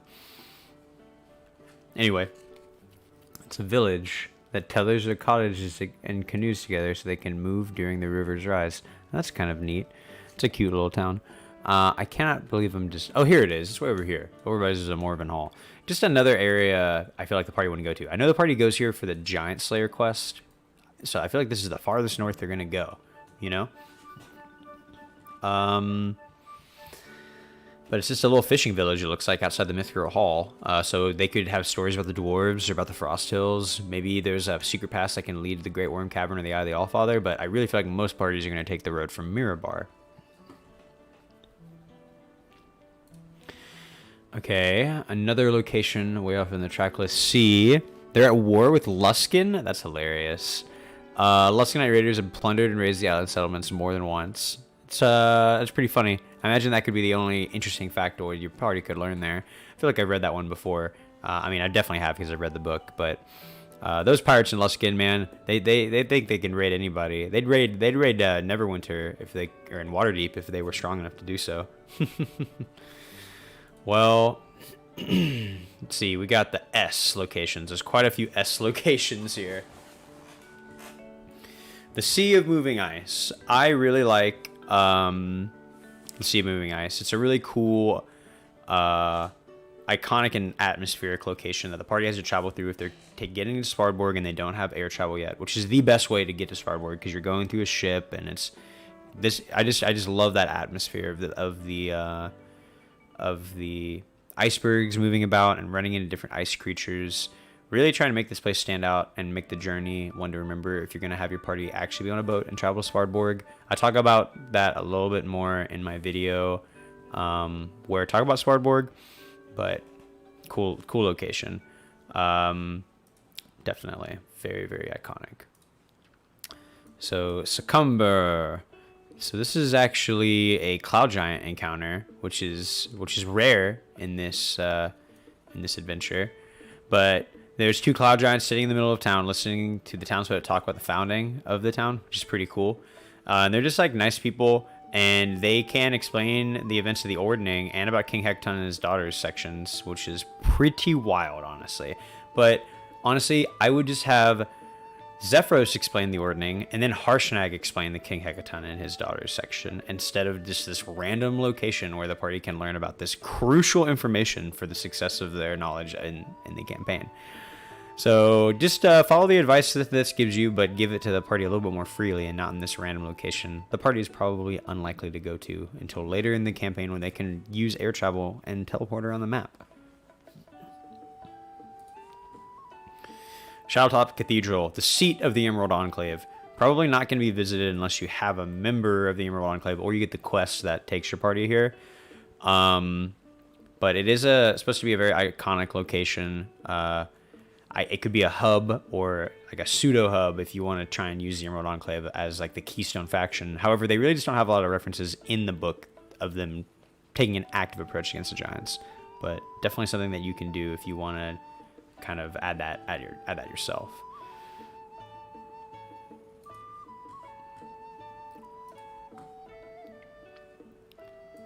Shining Falls looks like a nice little waterfall that is near the Delimbiyr River down here, right there. Nice place to take a little swim, have a little beach day episode for your party. Shining White, talk about that in chapter 4. The Silver Marches. This is a big region over here. I talked about this earlier, but I really like the aftermath of the war, the Silver Marches. So I like all the towns here. I've been affected by that war. It's kind of a cool little Forgotten Realms lore to share with your party. Silverwood. Silverwood is just a little wood between Everlund and Silvery Moon. Probably a lot of fae and interesting creatures that live in it. Silver Moon, another pretty decently large city. They talk about it more in the Sword Coast Adventurers Guide, and it is another big Harper haven because it's right next to Everlund. And they're still a member of the Lord's Alliance, though. Unlike Emerald Enclave, never get the love they deserve in any of the official modules. Very true. It's because they're just always like passed off as these like people who just don't really pay attention to anything else that happens, or like they're only focused about the nature. I would love a cool Emerald Enclave, with like them being the main focus adventure, you know. Anyway, moving on. The Gem of the North is what it's called, but it's just another Harper safe haven. I imagine that your party would enjoy this if they are members of the Harpers, if they've been working with them. Drink some water.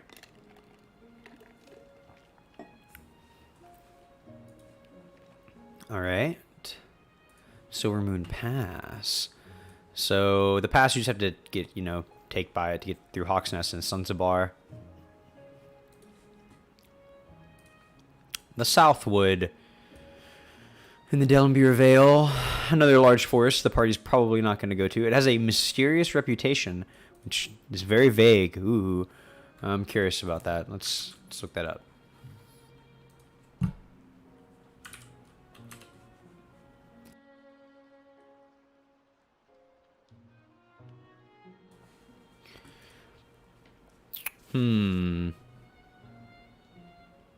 There's a group of ghosts that hunted spectral boars. It was populated by a large tribe of goblins that stole from Loudwater. What's so mysterious about it? Popular stopping ground for outdoorsmen in the Grayvale. Yeah, I mean, it's just another forest your party's not going to go to. The Spine of the World.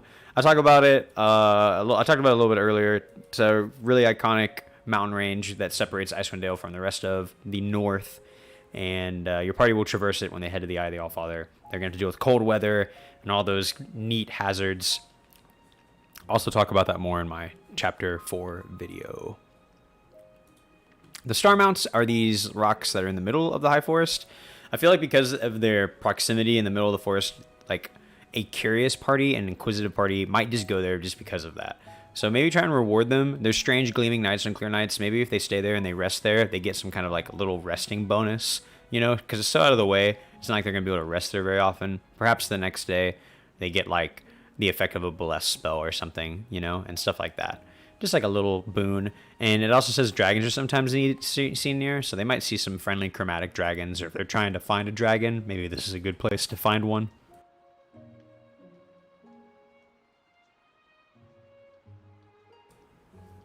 The Star Meadow Hills.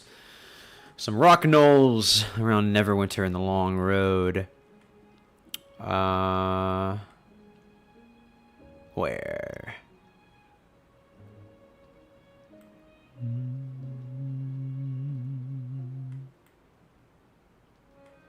Here. Group of dwarves established the village of Twilight here. So there's a cool little village here. Travelers are good and welcome. Stargazing is excellent. Sounds like a pretty place. Kind of similar to what I was just talking about at the Star Mounts. So, I mean, makes sense. We're in the S section, so we got to star. The Stone Bridge. So this is a cool location where you run into a fire giant and a hellhound that have a piece of the Vanandad. So good place to introduce the fire giants if you haven't already. And you can also maybe even shove someone off the bridge, which would be hilarious to shove the fire giant or the hellhound off the bridge. Spicy encounter for sure. Or at risks a player getting shoved off the bridge by the fire giant, which could be really spooky,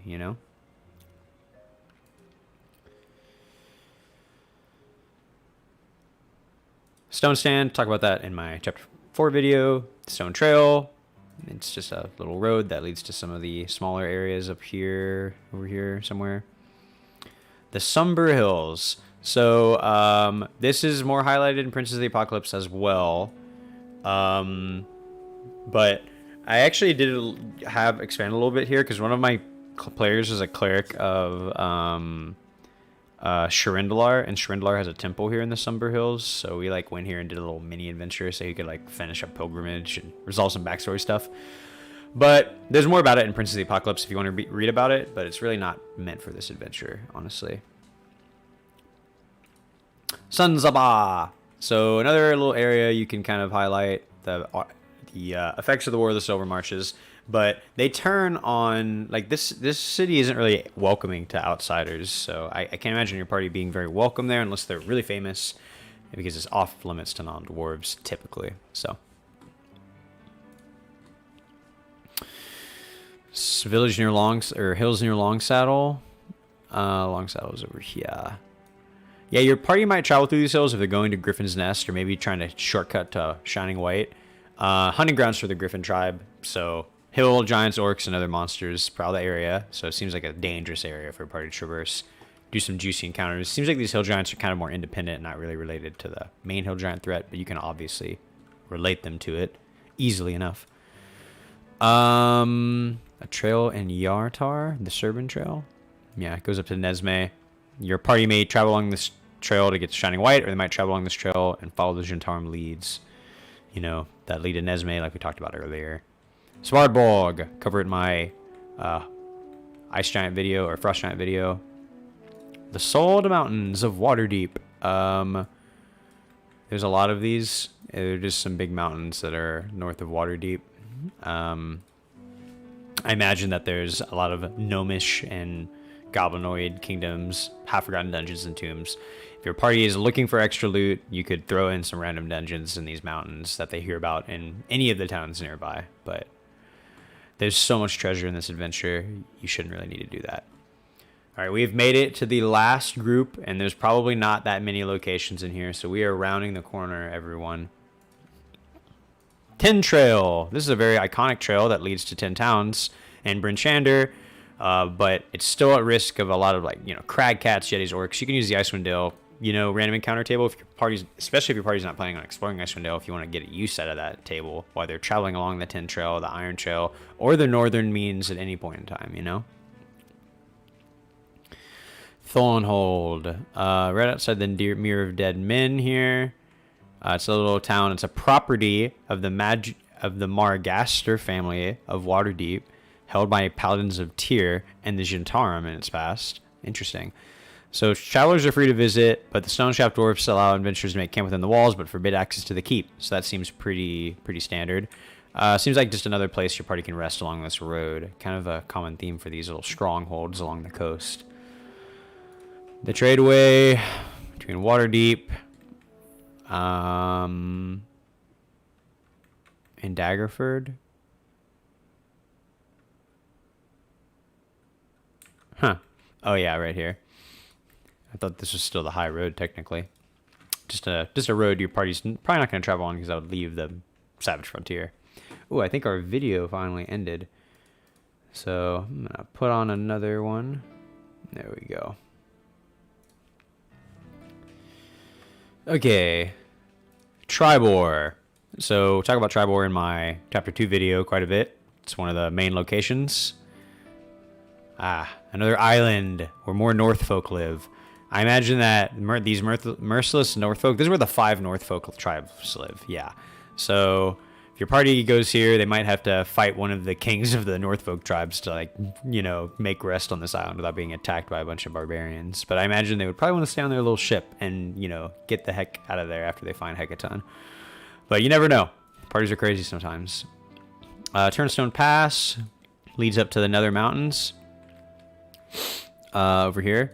Yeah, it seems like a pass that your party probably wouldn't travel on. Seems dangerous, but if they do, punish them by making them get attacked by hill giants, orcs, wyverns, griffins, gargoyles, oh my. Or maybe even one of Imrith's children they might hunt in Turnstone Pass. That'd be pretty spooky. Alright. Ulven. I think that's right around here. The High Forest and the Iron Road. Yeah, here it is. So if your party does actually make the break south, they might pass through Ulven. It looks like there's a suggested encounter where some goblins and ogres attack if we were bringing some goods back to Gredhog. Just another really good way. Looks like there's a ring of protection they can get too. Huge loot. Very, very good loot. Honestly, I didn't realize that this was even here because my party has never been to this location. But if your party saves any of the towns from the Hill Giants, maybe consider throwing this loot in there, because this is some pretty juicy loot that you could boon your party with. Talked about that a second ago. The Valley of Kendron. This is where your party will traverse to get to the Eye of the Allfather. This is a really cool location I talk a little bit more about in my Chapter 4 video, where they'll have to deal with the elements, maybe some spooky wolves, orcs, and other goblinoids, and maybe even some barbarian tribes of the Great Worm tribe. But just a great place to set the scene for the Eye of the Allfather, which is supposed to be a very desolate and isolated location as your party traverses this road that many don't walk upon. The Vordon Forest, right outside of Citadel Adbar. Vordorn Forest, sorry. Little forest. Looks like wraiths, specters, and ghosts haunt it. Seems dangerous. Seems like a place the party doesn't want to rest before they fight Emrith. The City of Sails. Oh, City of Splendors, excuse me. The City of Splendors.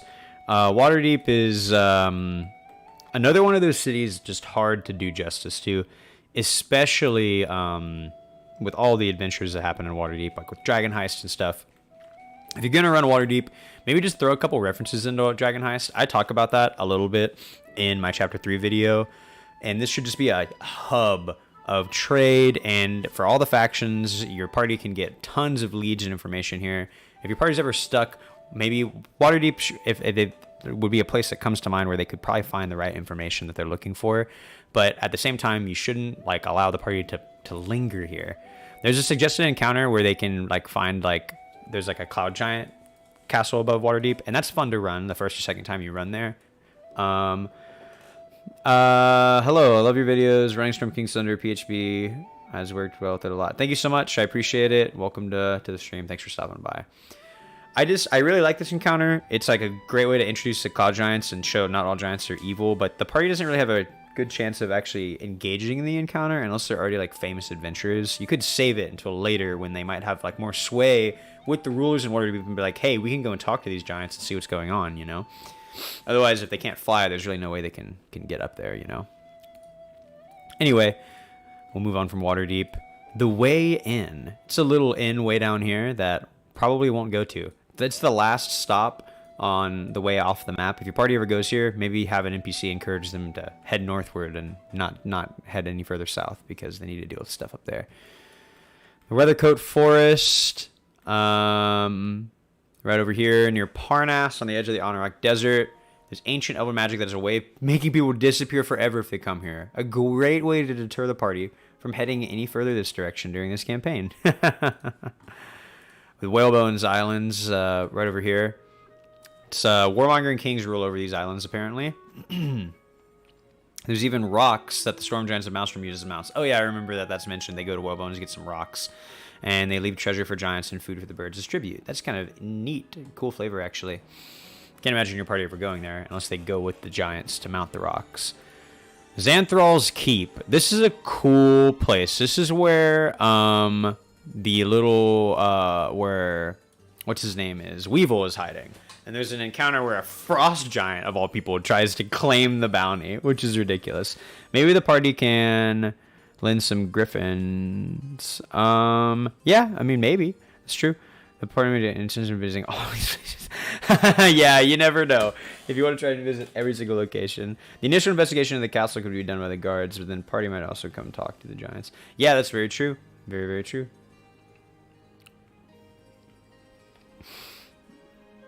Yeah, the party could get lint griffins by the Wadavian, but if you're doing it early in Chapter 3, the party's not famous. Why would the Wadavian cavalry be like, oh yeah, you can use our griffins, no-name adventurers? But if you do it later in Chapter 7 or after they've dealt with the Eye of the Allfather and stuff and squashed one of the giant lords, they would probably be famous enough, So you could then run the Cloud Giant encounter, especially if you haven't ran the Cloud Giant Fortress yet and you want to tease it for later. Be a good way to learn about Countess Censari, her motives, and where her castle actually is.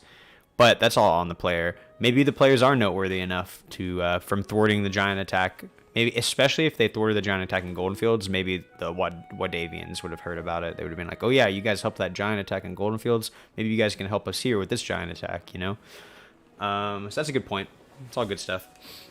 So I really, really like this encounter, though. I love the encounter where, like, this attack happens, and then there's a secret group to try and steal Weevil. Your party's got to be wise to it, but you got to give them a chance. Like, whenever they're walking inside, they should, like, the attack should happen, and then there should also be a scuffle going on in the stable, and they have to choose kind of what they have to do. Yeah, it definitely makes sense to do it at a little higher level, for sure. So running this encounter as written is really fun. I don't think the giant actually has a chance of getting inside, but that's why there's the stealthy bugbears, you know? That's the whole point. It's definitely a cool little encounter. Definitely run it. Consider it. It's a shame there's no good map for it, though. Yartar. I like Yartar a lot. I talk about it in my Chapter 3 video, and I talk about it in the Chapter 11 video, because it's the location of where the Kraken Society is, and where Kashgar Island and the Grand Dame is. This is a really cool location. I love the Hands of Yartar. They're all female thieves guild. This city is awesome. It should be one of the keystone locations that your party visits. If you don't run the optional mini adventure from the Dungeon Masters Guild Kraken's Gamble, at the very least your party should be able to visit the Grand Dame earlier in the adventure, so they like get kind of the weird casino experience, and then they get the callback later when they get the golden goose and they're like, oh my gosh, this weird casino is connected to all this. It's not just a casino one-off. I just think that that's a really, really cool thing. But seriously, if you don't know about it, Kraken's Gamble is awesome. Little adventure where you get to go to the casino and in Yartar, and it's got a little something for everybody. All right, Zelbras. Between Sycumber and Loudwater, I talk about this town a little bit in my Stone Giant video. I like the suggested encounter where you can meet this like baby with this kid of the Blue Bear tribe. Yartar could be like the Las Vegas style. That's a really good point. And also, there's just so much going on in Yartar. You've got the Hands of Yartar, you got the Harpers, you got the Jintarm, and you got the Kraken Society, and they all everybody wants something. It's just a crazy town. Everybody's trying to take it over and be the ruler. Everybody wants to be the water baron of Yartar. It's crazy. But I like this location a lot. I talk about it in my other video. Definitely consider moving this encounter to one of the other locations closer to Deadsnows Cliff, like Ulbar, if your party doesn't go through Zelbras. Yeah, Kraken's Gamble is great. All right, Zamorvan Hall. I talk a little bit about this place. They pay a visit here because the party comes here to learn about the giant slaying weapon. Other than that, it's just kind of a one-off location. It's literally just more like a fetch quest. They come here, find a lead, and then they go to Yartar to get the last bit of the lead. Got any ideas when the Aboleth from Kraken's Gamble runs away? Could be dealt with later. I never planned on having the Aboleth show up again, but if I was going to have the Aboleth show up again, it would be during a, like, revisited, Storm King's Thunder Revisited, where the party takes on Sarkarthro and the Kraken Society more directly. The Aboleth would be like a mini-boss in the lead-up to Sarkarthro in the dungeon. The Aboleth would probably have a lot of support, or maybe even a second Aboleth would fight alongside the fully realized party. That'd probably be the only time I would use it. If you really want to make it more spicy and you want more expendable allies, you could have that Aboleth show up during the fight with Hecaton, when they're rescuing Hecaton, instead of Sarkarthro, and then like you could just go all out with that Aboleth. But that would be probably difficult. That encounter is already really hard with the Archmage and the Assassin, and then Sarkarthro shows up, you know, anyway. So, yeah, that's my ideas. Zamorvan Hall, though, just kind of a one-off. And this is actually the last location. Oh, wow, I just realized that. Anyone else in chat have any locations you want me to chat about more? Any other questions real quick? I really appreciate everybody coming by and checking this out. This has been really fun, honestly. So.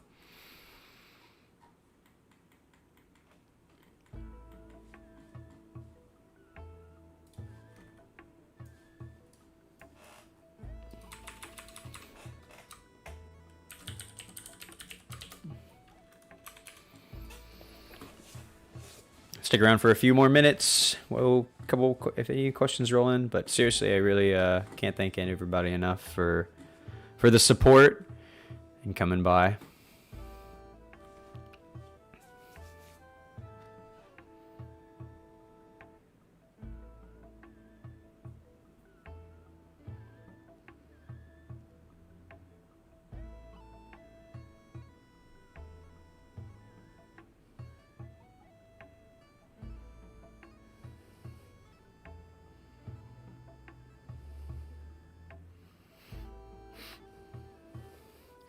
What do you think about the idea of the party finding not one conch but three to teleport to Maelstrom? So I've never really liked that idea, honestly. I think that I think the best time to run the giant lairs is after the party rescues Hecaton and then they get the extra levels, you know?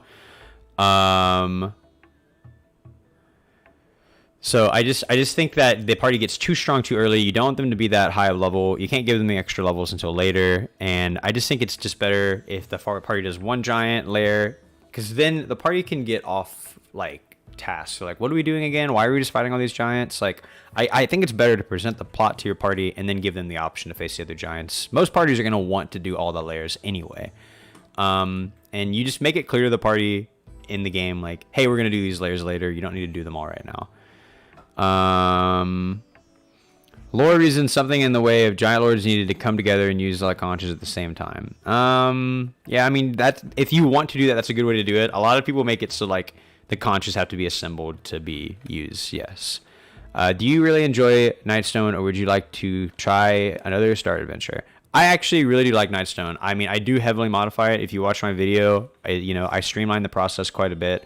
A lot of people don't like Chapter 1. I like Chapter 1. I think it's a great way to introduce a lot of the characters. I really like Zephyros.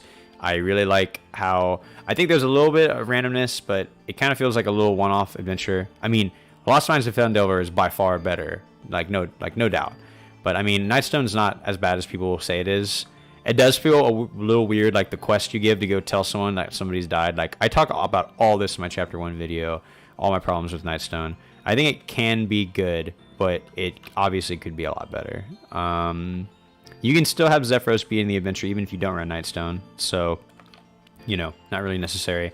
I really like the idea of Emerith attacking the tower when you're traveling on it too, which again is an addition that I add in the Chapter 1, but yeah. I do think you could do all the giant layers first, but then you can't give the party any levels, but then that feels bad because the party's doing all this stuff and they're not gaining levels, but they're also getting a ton of magic items and treasure. Some of those giant layers are tough too, and not really possible to do until after you've gotten all of the levels from later in the adventure. A lot of the giant layers, especially the more difficult ones, have ways you can kind of bargain with the more powerful rulers, like the fire giants most notably, and the cloud giants, you can just walk up and grab the conch, and then, or not cloud giants, the frost giants, you just walk up and grab the conch and leave before they kill you, you know?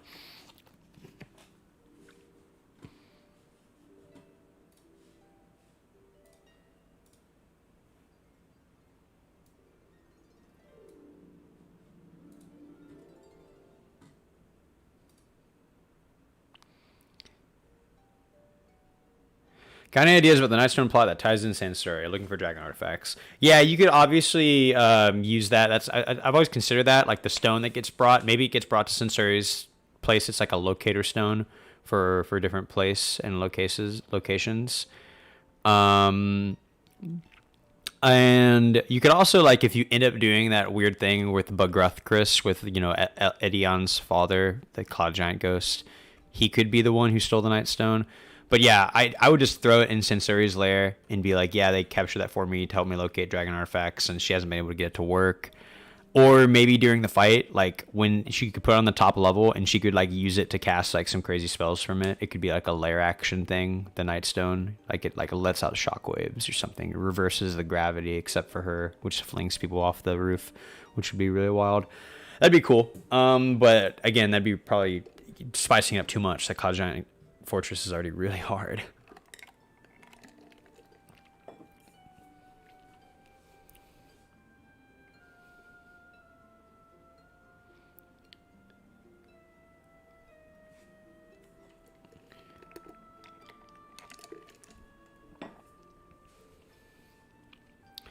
Players are almost done with the campaign, planning on using Old Gnawbone as their next big bad, due to them having a previous encounter with her. Any suggestions? Maybe a larger dragon story.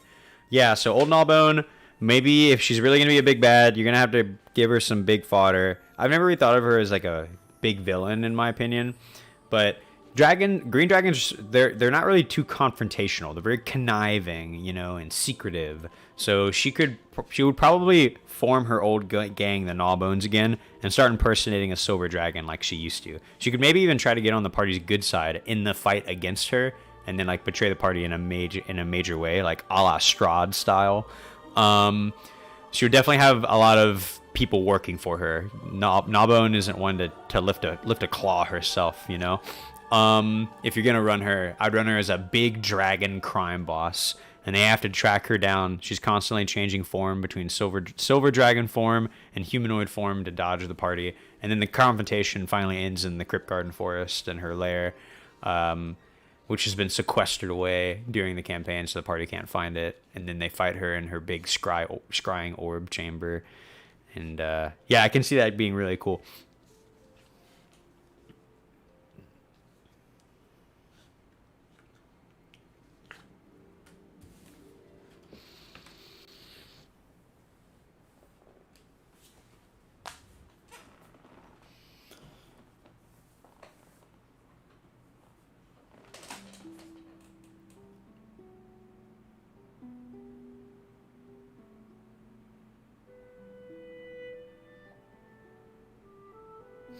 Yeah, I've heard about those. I haven't really read them before.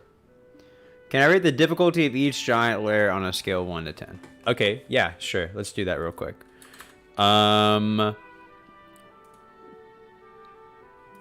me open up a new notepad.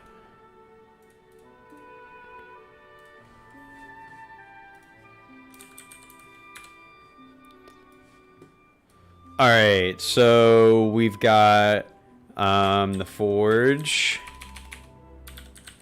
We've got the Berg. We've got the Canyon. We've got the Den. We've got the Castle. Alright, Forge of the Fire Giants. Hey, this one's pretty hard. Do 8 out of 10. 7 out of 10. The Berg of the Frost Giants is difficult because there's a lot of giants. Like, you definitely can't take them all on, but there are ways to avoid it. Like with using the dragons as allies or just straight up dodging the encounter. Still difficult. I'm going to give it a 6 out of 10. Canyon of the Stone Giants is hard, but you have to face Kylithia directly, but you face her alone for the most part. I'll give it a 5 out of 10. Den of the Hill Giants, I think it's just as difficult because of the sheer number of giants you have to fight. And the Castle of the Cloud Giants is, I think, the most difficult as an 8 out of 10. Cloud Giants are just so powerful, so unyielding, and Censuri herself is a force to be reckoned with. If the party wants to absolutely decimate them for some reason, mine kind of does. I'm scared. All the giant layers are just grueling challenges, even for powerful parties, even for very, very prepared parties. Giants are just tough enemies, especially fighting a lot of them at once, or just over and over and over.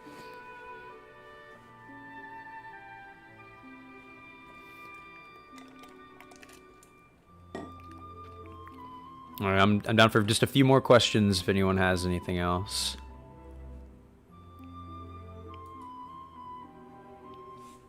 Your guides are on the first Fireshear chapters helped me when I was running SKT. The whole series of yours has been great. Thanks. What's my favorite game to run after finishing SKT? Okay. After SKT, I ran Rime of the Frost Maiden a few times, and now I'm running Wild Beyond the Witchlight. Before it, I ran Curse of Strahd a few times, and I've ran Lost Mines. My favorite adventure is probably Curse of Strahd. I'm really, really liking Wild Beyond the Witchlight, though. I don't want to spoil it for anybody in chat, but the Wild Beyond the Witchlight is really, really cool. Got some very cool characters. It's a really fresh adventure. There's a lot going on in it. I really like how there's a lot of role-playing and just some cool intrigue in that adventure. Definitely recommend it. What do you think of side adventuring with Fogalos? Is it worth doing? I like Fogalos a lot, but I think too much of a dragon. Like, dragons are cool because of their magnificence and their benevolence, you know? Dragons wouldn't devote their entire lives hanging out with a bunch of humans, you know? But I think having a friend of the party is good that they can call on. I think Fogalos should be a big appearance in the Flying Misfortune, of course, and I really want Fogalos to play a big part in the Castle of the Cloud Giants, too, when he gets rescued. But other than that, Fogalos doesn't really super belong in the adventure. A lot of people have him show up in the final fight, and I can argue for that. Having Fogalos be like a Deus Machina is a good thing. Like, he rescues the party. Maybe when Imrith's children show up, Fogalos shows up to kind of like stall them, you know, like he did during the Flying Misfortune. but I don't think he should be there like in the battle with Emrith, because he's just too powerful of a being, and then you have to deal with 2 sets of legendary actions, and it's just too much for you to have to deal with as a DM. Fogalos can be like a Deus Machina though, who like comes in to save certain members of the party, and he can kind of be on the sidelines, but I wouldn't have him, you know, hanging out with the party the entire time. Do you have any plans continuing with D&D videos? Yes, definitely. Absolutely. I'm going to be releasing a Curse of Strahd video next. That's my next plan. And believe it or not, I have plans to create a video about The Legend of Zelda, where I'm going to talk about what we can learn from The Legend of Zelda in its dungeon design and in its magic item design in D&D, and how you can create compelling puzzles that are easy for players to solve, even in the theater of the mind. So that's going to be an interesting video. I've been working on both of those videos right now, and I have plans to do some more streaming stuff kind of like this, where I kind of talk a little bit more open-ended about things. But those are all my plans for the future. I have like a whole document of ideas. And I also think I might still make some Storm King Stutter videos. I'm thinking about, I have a video idea where it's like, where I talk about, you know, like what I've kind of been referencing here, like what you can do with Sarkra Throw and what you can do with Klauth in like a post Storm King Thunder adventure. Yeah, it sounds pretty cool, huh? Yeah, I'm looking forward to it too, guys. I really appreciate the questions. I am gonna sign off though. I hope that you guys have enjoyed watching. Thank you again, everybody. Leave some great comments on my latest video, and I hope to see you guys on the channel and in the Discord chatting it up. You guys all stay safe out there.